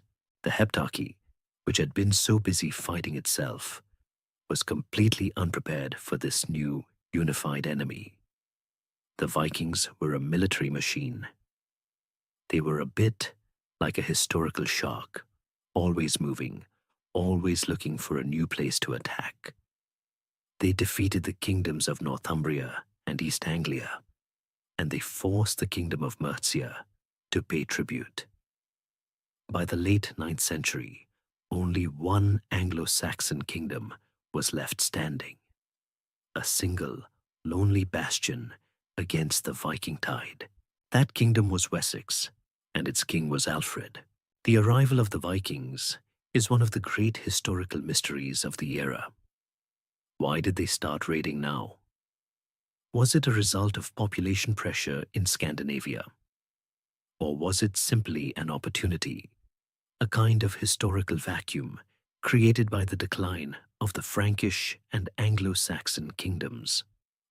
A historiographic hypothesis is that the development of a new kind of ship, the longship, gave them the ability to travel farther and faster than ever before. This was a kind of technological revolution that changed the nature of warfare. My own sleepy thought is that they were simply bored. They were a people of warriors who had grown tired of farming and needed a new, exciting hobby. And what could be more exciting than sailing to a new land and taking all its gold? The Viking raids were a wake-up call for the Anglo-Saxons. They had been living in a state of internal conflict for too long, and now they were facing an enemy that was not interested in tribute or a temporary victory, but in total conquest. The Anglo-Saxon world was on the brink of collapse, and its future rested on the shoulders of one man, a king who was a scholar and a warrior, a man who would come to define the English nation. The stage was set for the great confrontation, a struggle that would not only decide the fate of Wessex, but of all of England. The Vikings had brought a storm to the shores of Britain, and it would take a hero of mythic proportions to weather it. The story of Alfred the Great was about to begin, with the great heathen army tearing through the Anglo-Saxon kingdoms. Only one remained standing, Wessex, and its king, a man of surprising strength and intellect, was about to become a legend. His name was Alfred, and he was a man who, by all accounts, was not a natural-born warrior. He was a scholar, a man who loved learning, but he was thrust into a role that demanded he be a military genius and a political leader. He was forced to fight a war of survival against an enemy that seemed unstoppable. In 878 AD, the Vikings, led by a fearsome leader named Guthrum, launched a surprise attack that nearly captured Alfred and his family, forcing him to flee into the swamps and marshes of Somerset. This was his lowest moment, the kind of historical rock bottom that makes for a good story. For a while, it seemed as if the Viking conquest of England was complete. The other kingdoms had fallen, and Wessex was on the brink of collapse. But Alfred was not a man to give up easily. He used his time in hiding to regroup, to plan, and to gather his forces. He was a master of logistics and strategy, and he understood that you couldn't beat the Vikings with a single disorganized army. You had to fight them on their own terms, with a standing army and a network of fortified towns. This was a radical idea for the time. The Anglo-Saxons had relied on a militia, a fyrd, that was called up in times of crisis. But it was a system that was too slow and too disorganized to deal with the fast, mobile Viking armies. Alfred's new idea was a series of fortified boroughs, or burhs, that would serve as a defensive network, a place where the population could take refuge and from which a smaller, more disciplined army could launch a counterattack. The turning point came at the Battle of Edington in 878 AD. Alfred, having secretly rallied his forces, launched a surprise attack on the main Viking army. It was a decisive and complete victory, a moment of pure historical triumph. Guthrum and his forces were routed, and Alfred, in a move of remarkable statesmanship, offered them a peace treaty. It was a kind of historical, "I'll let you live, but you have to become my friend" moment. The treaty, known as the Treaty of Wedmore, established a clear border between Alfred's kingdom of Wessex and the Viking-controlled territory in the north and east, which would come to be known as the Danelaw. Guthrum, in a sign of his submission, was baptized a Christian, with Alfred as his godfather. The story of Alfred the Great is one of the great historical mysteries. How did a man who was so ill for most of his life, a man who loved learning so much, manage to become such a brilliant and ruthless military leader? A historiographic hypothesis is that he was a man who was forged by the crucible of conflict. He had no choice but to become a warrior, and he was so successful because he was smarter than his enemies. My own sleepy thought is that he was a man who simply refused to lose. He saw his people and his culture on the brink of destruction, and he decided, in his quiet and scholarly way, that he was not going to let that happen. He was the kind of hero you don't expect, the one who wins with his mind and his heart as much as with his sword.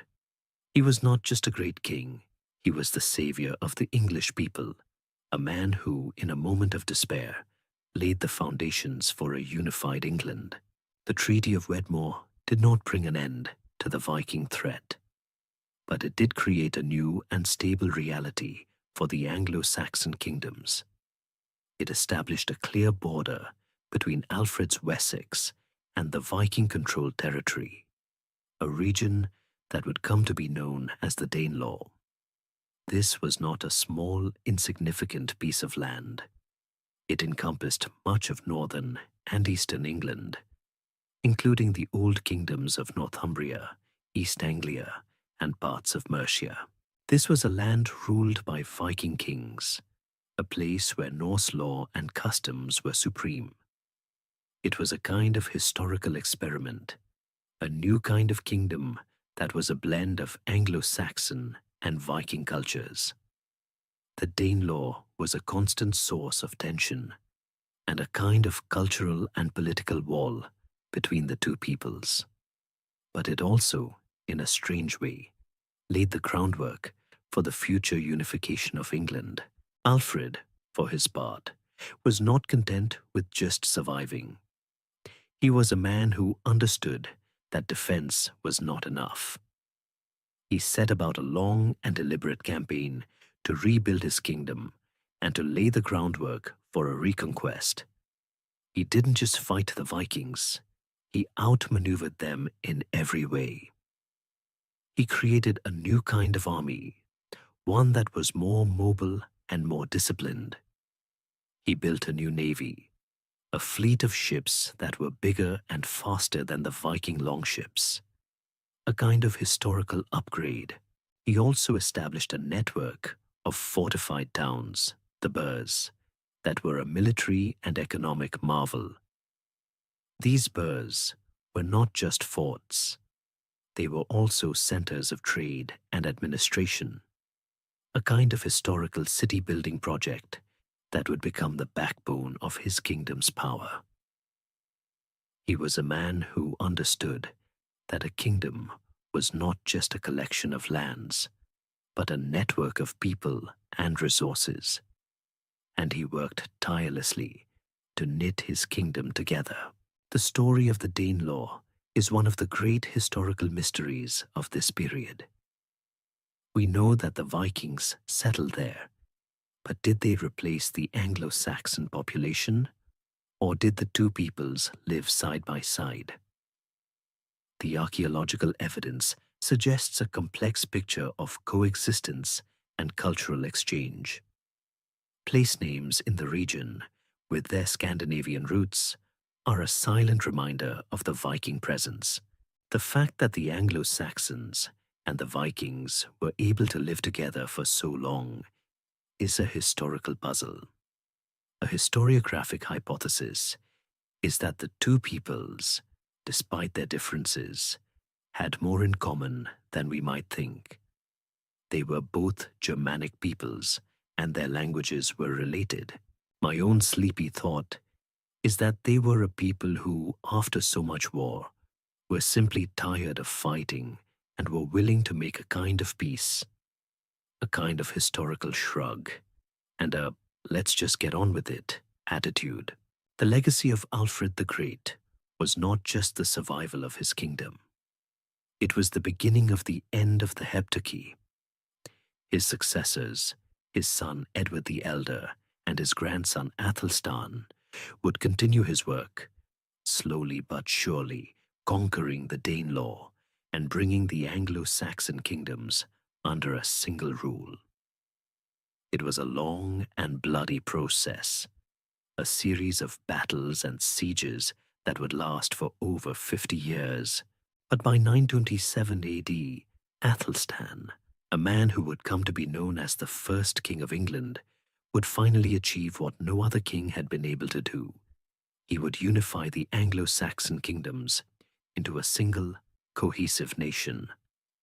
The Danelaw was gone, but its legacy would remain, a kind of historical scar that would shape the English people for centuries. The birth of England was complete, but the struggle for the island was far from over. A new kind of Viking, a new kind of threat, was about to emerge. With the unification of England under the Anglo-Saxon kings, a new period of relative peace and stability dawned. But this peace was not to last. The Vikings, who had been pushed out of the Danelaw, were not a people to give up easily. They returned in a new form, not as land-hungry settlers, but as powerful kings from Scandinavia, who saw the rich, unified kingdom of England as a prize to be won. The late 10th and early 11th centuries were marked by a series of devastating raids and invasions led by Scandinavian kings like Svein Forkbeard and his son, Cnut the Great. In 1016 AD, Cnut, after a long and brutal campaign, finally conquered England and became its king. He was not a conqueror who sought to destroy the Anglo-Saxon world, but to rule it. He became a Christian, married an Anglo-Saxon queen, and ruled a vast North Sea empire that included Denmark, Norway, and England. For a time, it seemed that England would become a part of a new Scandinavian empire, a kind of historical turn of events that no one could have predicted. But the story of Anglo-Saxon England was not yet over. After Cnut's death, his empire fell apart, and the Anglo-Saxon line of kings was restored in the person of Edward the Confessor, a man who, having spent most of his life in Normandy, was a bit of a historical fish out of water. He was a devoutly religious man, and his reign was marked by a kind of historical quietude, a kind of final, peaceful chapter before the storm.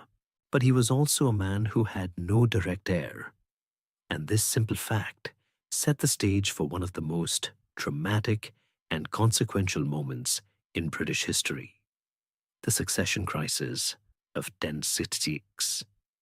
The crisis was a kind of historical ticking time bomb, and it had three main players, each with a claim to the throne. The first was Harold Godwinson, a powerful Anglo-Saxon earl who had been a loyal servant of Edward the Confessor. He was, by all accounts, the most popular and competent candidate. The second was William of Normandy, a powerful duke from France who claimed that Edward had promised him the throne. The third was Harald Hardrada, a fearsome Viking king of Norway who also claimed a right to the throne through a complex web of old treaties and family ties. The period leading up to 1066 is one of the great historical mysteries. What was Edward the Confessor's true intention? Did he promise the throne to William, as the Normans claimed? Or did he, on his deathbed, give the throne to Harold, as the Anglo-Saxons claimed? The truth is, we don't know for sure. The sources are biased, and the evidence is circumstantial. A historiographic hypothesis is that Edward was a man who, having lived in two worlds, was simply trying to keep his options open, and that he didn't make a clear decision. My own sleepy little thought is that he was a bit of a historical prankster, and he knew that his lack of a clear heir would cause a complete and utter mess, and he just found it a bit amusing. I mean, who can blame him? The stage was set for a dramatic, three-way struggle for the throne, a kind of historical showdown that would decide the fate of England for the next 1,000 years. This was the end of the Anglo-Saxon world as a single, unified entity, and the beginning of a new chapter, one that would be written in blood. The final act of the Anglo-Saxon kingdoms was about to begin. The year 1066 was a year of destiny for England, a kind of historical showdown that would decide the fate of the Anglo-Saxon world. With Edward the Confessor dead and no clear heir, the throne was up for grabs, and the man who seized it was Harold Godwinson, a powerful Anglo-Saxon earl who was, by all accounts, a competent and well-liked leader. He was crowned king by the Witan, the Anglo-Saxon Council of Elders, a kind of historical vote of confidence. But his reign was to be the shortest in English history, a whirlwind of battles and betrayals that would end in tragedy. His first challenge came from the north, from his own brother, Tostig Godwinson, and a fearsome Viking king, Harald Hardrada, a man who, as we remember from our last section, had a claim to the throne. This was a massive invasion force, a kind of historical pincer movement that was designed to catch Harold by surprise. Harold, however, was not a man to be caught off guard. He gathered his army and marched north with a speed that was, for the time, simply astonishing. He covered over 185 miles in just 4 days, a kind of historical forced march that would tire out even the most hardened soldiers. He met the invaders at the Battle of Stamford Bridge on September 25th, 1066. It was a decisive and bloody victory for the Anglo-Saxons. Harold's forces, with their disciplined shield wall, routed the Vikings, killing both his brother and Harold Hardrada. The Viking threat to England, which had been a constant source of terror for centuries, was finally and definitively ended. It was a moment of pure historical triumph, a kind of glorious end to a long and brutal conflict. But Harold's victory was short-lived. Just 3 days after the battle, a new and even more terrifying threat arrived on the southern coast of England. William of Normandy, the other claimant to the throne, had finally launched his invasion. He had been waiting for weeks for a favorable wind, and now, with Harold's army exhausted and far to the north, he had his chance. He landed at Pevensey Bay on the south coast, a kind of historical dagger plunged into the heart of England. Harold, upon hearing the news, had to make a decision. He could wait for his army to rest, or he could march south to meet the new threat. He chose to march, a kind of historical gamble that would not pay off. His army, tired and depleted from their long march and their brutal battle, was no match for the fresh, disciplined forces of William. The two armies met at the Battle of Hastings on October 14th, 1066. It was a long and brutal battle, a kind of historical slugfest that lasted for an entire day. Harold's army, with its famous shield wall, held firm against the Norman cavalry for most of the day. But William was a brilliant tactician, and his forces, using a feigned retreat to break the shield wall, were able to turn the tide. The battle ended when Harold was killed, a moment that marked the end of the Anglo-Saxon rule and the beginning of a new Norman-French dynasty. The story of Harold Godwinson is a tragic one, a kind of historical what if. What would have happened if he had not had to fight 2 battles? What if he had been able to rest his army? The truth is, we don't know for sure. But what we do know is that his death marked the end of an era. The Anglo-Saxon kingdoms, which had been forged in the crucible of war, were now to be ruled by a new kind of conqueror. The Norman conquest was about to begin. With Harold Godwinson dead at the Battle of Hastings, William, Duke of Normandy, was now the de facto King of England. But his conquest was far from complete. The Anglo-Saxon nobility, in a final act of defiance, crowned the young Edgar Etheling as their king, a kind of historical last gasp. But William was a man of action and a master of military strategy. He marched his army to London, where the city elders, seeing the writing on the wall, submitted to him. He was crowned King of England on Christmas Day, 1066, in Westminster Abbey, the very church that had been built by his predecessor, Edward the Confessor. This was not a moment of peace, but the beginning of a long and brutal campaign to consolidate his power. William was a ruthless and pragmatic ruler, and he understood that he couldn't rule England without breaking the power of the Anglo-Saxon elite. The Norman conquest was a top-down affair. William did not just take the throne, he took the land. He systematically dispossessed the Anglo-Saxon earls and thegns, a kind of historical land redistribution, and replaced them with his own Norman followers.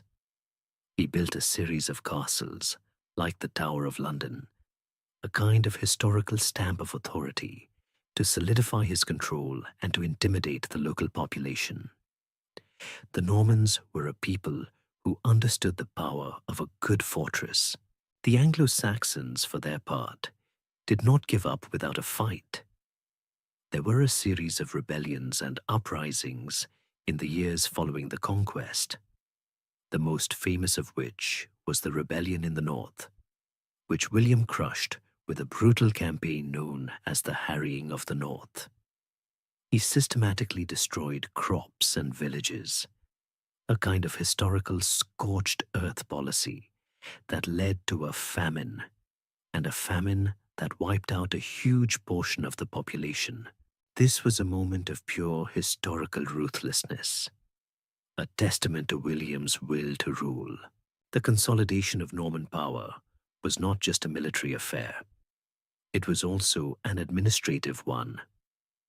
William commissioned the Domesday Book, a massive survey of all the land and property in England, a kind of historical census that was used to assess taxes and to establish his legal claim to the entire kingdom. It was an incredibly meticulous document, a testament to the Norman love of order and administration. This was not just a change in rulers. It was a complete and total change in the social and political structure of England. The Anglo-Saxon aristocracy was replaced by a new Norman French one. The language of the court and the law became Norman French, and the Old English of the Anglo-Saxons was pushed to the background. The Norman conquest is a historical mystery in its own right. Why was it so successful? The Anglo-Saxons, as we know, were a people who had successfully fought off the Vikings for centuries. A historiographic hypothesis is that the Anglo-Saxon world was simply too fractured and exhausted from its internal conflicts to resist a unified professional army. My own sleepy thought is that the Normans were a kind of historical perfect storm. They were a people who combined the military prowess of the Vikings with the administrative and legal skills of the French, a kind of historical synthesis that made them a truly formidable force. The Norman conquest brought an end to the Anglo-Saxon kingdoms as independent entities. The story of ancient British tribal kingdoms, with their shifting borders and their constant internal strife, was finally at an end. A new, unified, and more centralized England was about to be born, one that would be forged from a new kind of conquest. While the Anglo-Saxon kingdoms of the East were being conquered and consolidated by the Normans, the old Celtic Britons had not disappeared entirely. Pushed to the western fringes of the island, they had preserved their language, their culture, and their independence. This was a kind of historical exile, but it was also a historical refuge. The old British kingdoms that had fragmented after the Roman withdrawal had found a new home in the mountainous terrain of Wales, the rugged peninsula of Cornwall, and the northern kingdom of Strathclyde.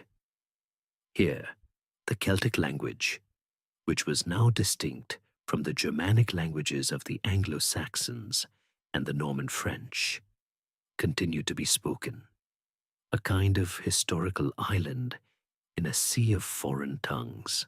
The Britons of these regions were a people who had successfully resisted the Romanization of their culture and, for a time, the Anglo-Saxon conquest.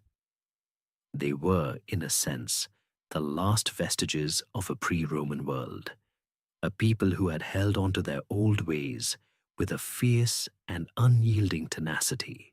The history of these kingdoms is a deep and abiding mystery. We have a few written sources from the Welsh bards and monks, but they are often filled with heroic tales and a strong sense of a golden age that was lost.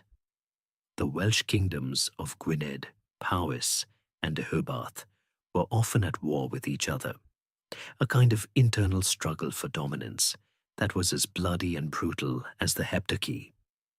But they were also united by a common enemy, the Anglo-Saxons, and later the Normans.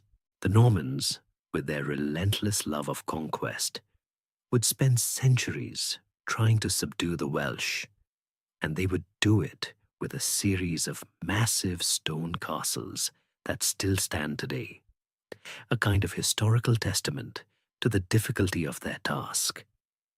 The Welsh, for their part, would never be fully conquered. They would hold on to their language and their culture, and their struggle for independence would become a part of the national identity of Wales. The stories of their heroic princes and their valiant battles against the English are a part of the national mythos, a kind of historical resistance that has endured for centuries. One of the great historical mysteries is the fate of the Cornish people. We know that they were a distinct people with their own language and culture, but over time, they were slowly assimilated into the English world. Why was it that the Welsh were able to preserve their culture and the Cornish were not? A historiographic hypothesis is that the geography of Cornwall, with its proximity to the English heartland, made it easier for the English to conquer and to settle there. The Welsh, with their mountainous terrain, were more difficult to conquer and to assimilate. My own sleepy thought is that the Cornish were a people who, after a long and hard struggle, simply gave up. They were a people who, in a moment of historical exhaustion, decided that it was easier to join the English than to fight them. The legacy of the Celtic Britons is not just a story of loss and defeat. It is also a story of a kind of historical resilience. They were a people who, despite being pushed to the margins of their own island, held on to their language and their identity. The Welsh language, in particular, is one of the oldest living languages in Europe, a kind of historical miracle. The story of the Celtic Britons is a reminder that history is not just a story of winners and losers. It is also a story of survival, of a people who, despite all odds, held on to their culture and their identity. Their story is a kind of historical parallel to the Anglo-Saxon story. While the Anglo-Saxons were building a new nation, the Britons were trying to hold on to their old one. The two stories, in their own way, are a kind of historical yin and yang, a story of two peoples who, in their own way, were fighting for the soul of the island. The Norman conquest was not just a military conquest. It was a cultural one, a kind of historical blender that would forever change the linguistic and cultural landscape of England. The Anglo-Saxons, who had already absorbed a great deal of Celtic and Roman influence, were now to be ruled by a new elite who spoke Norman French, a kind of historical double whammy. The result was a profound and lasting cultural fusion, a blend of Celtic, Anglo-Saxon, and Norman French cultures that would create the unique foundations of medieval and eventually modern England. The most visible manifestation of this fusion was the English language itself. Before the conquest, the language of the island was Old English, a Germanic language that was as foreign to modern ears as German is today. After the conquest, the language of the court, the law, and the nobility was Norman French, a Romance language. The language of the church was Latin. The Anglo-Saxon peasants, however, still spoke Old English, and over time, the two languages began to merge. Norman French words were adopted into Old English, and the grammar began to simplify. The result was a new language, Middle English, a kind of historical Frankenstein's monster that was a blend of Germanic and Romance languages. This linguistic shift is one of the great historical mysteries. How did a language that was spoken by a small conquering elite manage to so profoundly influence the language of the majority? A historiographic hypothesis is that the Norman conquest was so total and so thorough that the Anglo-Saxons, in order to get ahead, had to learn the language of their new rulers. My own sleepy thought is that the two languages, in their own way, just got along. They were a kind of historical odd couple that, in the end, fell in love and created something new and beautiful. The English language is a kind of historical record of this fusion. Our words for food, for instance, are often Anglo-Saxon for the animal and Norman French for the cooked dish. The animal is a cow, Anglo-Saxon, but the meat is beef, Norman French. The animal is a pig, Anglo-Saxon, but the meat is pork, Norman French. It's a kind of historical nod to the fact that the Anglo-Saxons were the ones who did the farming and the Normans were the ones who did the eating. It's a funny little historical detail that speaks volumes. The cultural fusion was not just linguistic. The Normans brought a new kind of social and political structure, feudalism, a system of land ownership and loyalty that replaced the Anglo-Saxon system of loyalty to a king. They also brought a new kind of architecture with massive stone castles and cathedrals that were a stark contrast to the wooden halls and churches of the Anglo-Saxons. The Normans were a people who built to last, and their buildings, like the Tower of London, are a kind of historical monument to their power. The Anglo-Saxons, for their part, continued to practice their own traditions and customs, and over time, the two cultures began to blend. This was not a quick and easy process. It took centuries, and it was often a source of conflict. But in the end, the two peoples, in their own way, became one. The legacy of this cultural fusion is all around us. It's in our language, in our architecture, and in our social and political institutions. The Normans, in a way, finished what the Romans had started. They took a collection of disparate, warring kingdoms and united them into a single, cohesive nation. But unlike the Romans, who left behind a legacy of roads and villas, the Normans left behind a legacy of a new kind of people, a new kind of culture, and a new kind of nation. The story of the ancient British tribal kingdoms was over, and the story of England was just beginning. The Norman conquest of 1066 was not just another historical event. It was a definitive and irreversible end to a long and tumultuous era. The story we have been following, a story of ancient British tribal kingdoms, their struggles against the Romans, their fragmentation after the Roman withdrawal, and their eventual subjugation by the Anglo-Saxons and Normans, had finally come to a close. The death of Harold Godwinson on the battlefield at Hastings marked the end of the Anglo-Saxon dynasty, a line of kings that had, in its own way, successfully navigated the treacherous waters of the post-Roman world and had managed to forge a single, unified kingdom.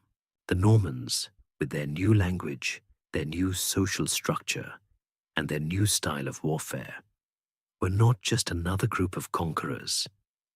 They were the final conquerors, the ones who would finally put a stop to the seemingly endless cycle of invasions and internal conflicts. The Norman conquest was a kind of historical punctuation mark, a full stop at the end of a long and bloody sentence. The end of the Anglo-Saxon kingdoms also marked the end of a way of life.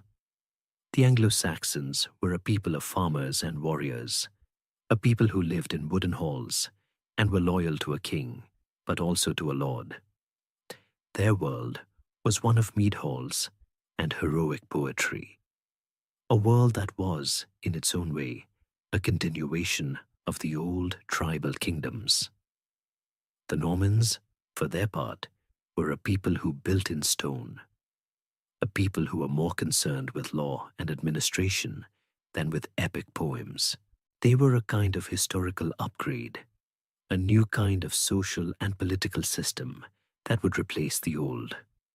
The Normans were a people who understood power in a new way.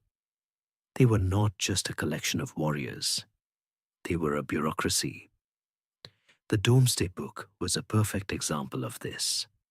It was a document of immense power, a tool of administration that allowed William to know exactly who owned what and how much tax they owed.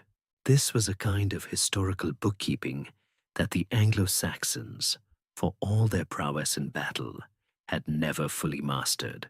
The final end of the tribal kingdoms was, in a way, a quiet one. The Welsh and the Cornish, as we talked about earlier, were still there, clinging to their old ways, but their power was gone. They were no longer a threat to the English throne. They were simply a historical holdout, a kind of historical museum piece. The story of the ancient tribal kingdoms was no longer a part of the mainstream of English history. It was a historical sidebar. This was the result of a long, slow process of conquest, assimilation, and displacement. The Romans had started it, the Anglo-Saxons had continued it, and the Normans had finally finished it. The island of Britain, which had once been a patchwork of different kingdoms, was now a single, unified nation, a new kind of kingdom that was a blend of all the peoples who had come before. The Norman conquest, in a way, was the final act of the ancient world in Britain. It was the moment when the island was finally brought into the mainstream of European history, a new world of chivalry and cathedrals. The old world of hill forts and mead halls was gone, replaced by a new kind of order, a new kind of nation, and a new kind of people. The end of the story is not a happy one for the ancient Britons or the Anglo-Saxons. It is a story of loss and defeat, but it is also a story of a new beginning, a kind of historical phoenix that would rise from the ashes of the old world. The final chapter of our story is not about what was lost, but about what remains, the enduring mysteries and echoes of this lost world in our own. As we come to the end of our journey through the history of ancient British tribal kingdoms, we are left not with a neat, tidy ending, but with a series of enduring mysteries and a profound sense of a world that is at once alien and deeply familiar. The Norman conquest brought a definitive end to the independent tribal and Anglo-Saxon kingdoms, but it did not erase the past. The echoes of these lost worlds are all around us, in the names of our towns and rivers, in our language, and in our very identity. We are, in a sense, a living testament to the long and bloody history of this island, a kind of historical tapestry woven from the threads of Celtic, Roman, Anglo-Saxon, and Norman cultures. The story we've told is not a story of a single, unified people, but a story of many peoples, each with their own hopes, fears, and dreams. The most enduring mystery of all is the one that has been with us from the very beginning, the mystery of the people themselves. We have names for their kings and their tribes, but what did they sound like? What did they feel? What did they think about when they stood on a hill and looked out at the misty valleys? We have a few archaeological artifacts, a few broken stones, but we will never know the full story. The silence of the past is one of the most powerful things in the world, and it is a reminder that history is not just a collection of facts, but a collection of questions, a kind of historical conversation that we are all a part of. We can only hypothesize, a quiet thought in the night, that they were a people who, just like us, loved, laughed, and cried. The Romans called them Britons. But who were they to themselves? What did they call their land before the Romans came? These are questions that will likely never be answered, and that is perhaps for the best. It leaves a little room for our own imagination, a little space for us to fill in the blanks. The historical facts we've covered, from Caesar's brief raids to the final Norman conquest, are the bones of the story. The mysteries are the soul. The standing stones, the hill forts, the Roman roads that still crisscross the country, they are all a kind of historical echo, a silent reminder of a world that is both lost and still with us. The legacy of the ancient British tribal kingdoms is not a single grand narrative, but a series of overlapping stories, a kind of historical palimpsest, where each layer is a part of the whole. The Celtic Britons, who were pushed to the margins of the island, held on to their culture with a fierce tenacity, and their language is a living testament to their survival. The Anglo-Saxons, who came as conquerors, became a new kind of people, a new kind of nation, and their language is the foundation of our own. The Normans, who came as the final conquerors, finished the job, but they also added a new layer of culture and language that made us who we are today.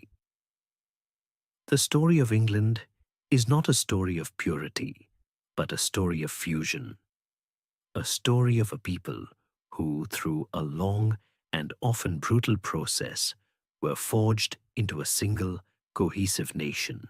And so we come to the end. The history of the ancient British tribal kingdoms is a story of a long and often brutal struggle for survival. It is a story of heroes and villains, of triumphs and tragedies, and of a people who, in the end, were not conquered but transformed. As you drift off to sleep, let the mists of time swirl around you. Imagine a time of hill forts and warrior queens, of Roman legions and Viking longships. The past is not a foreign country. It's a part of who we are.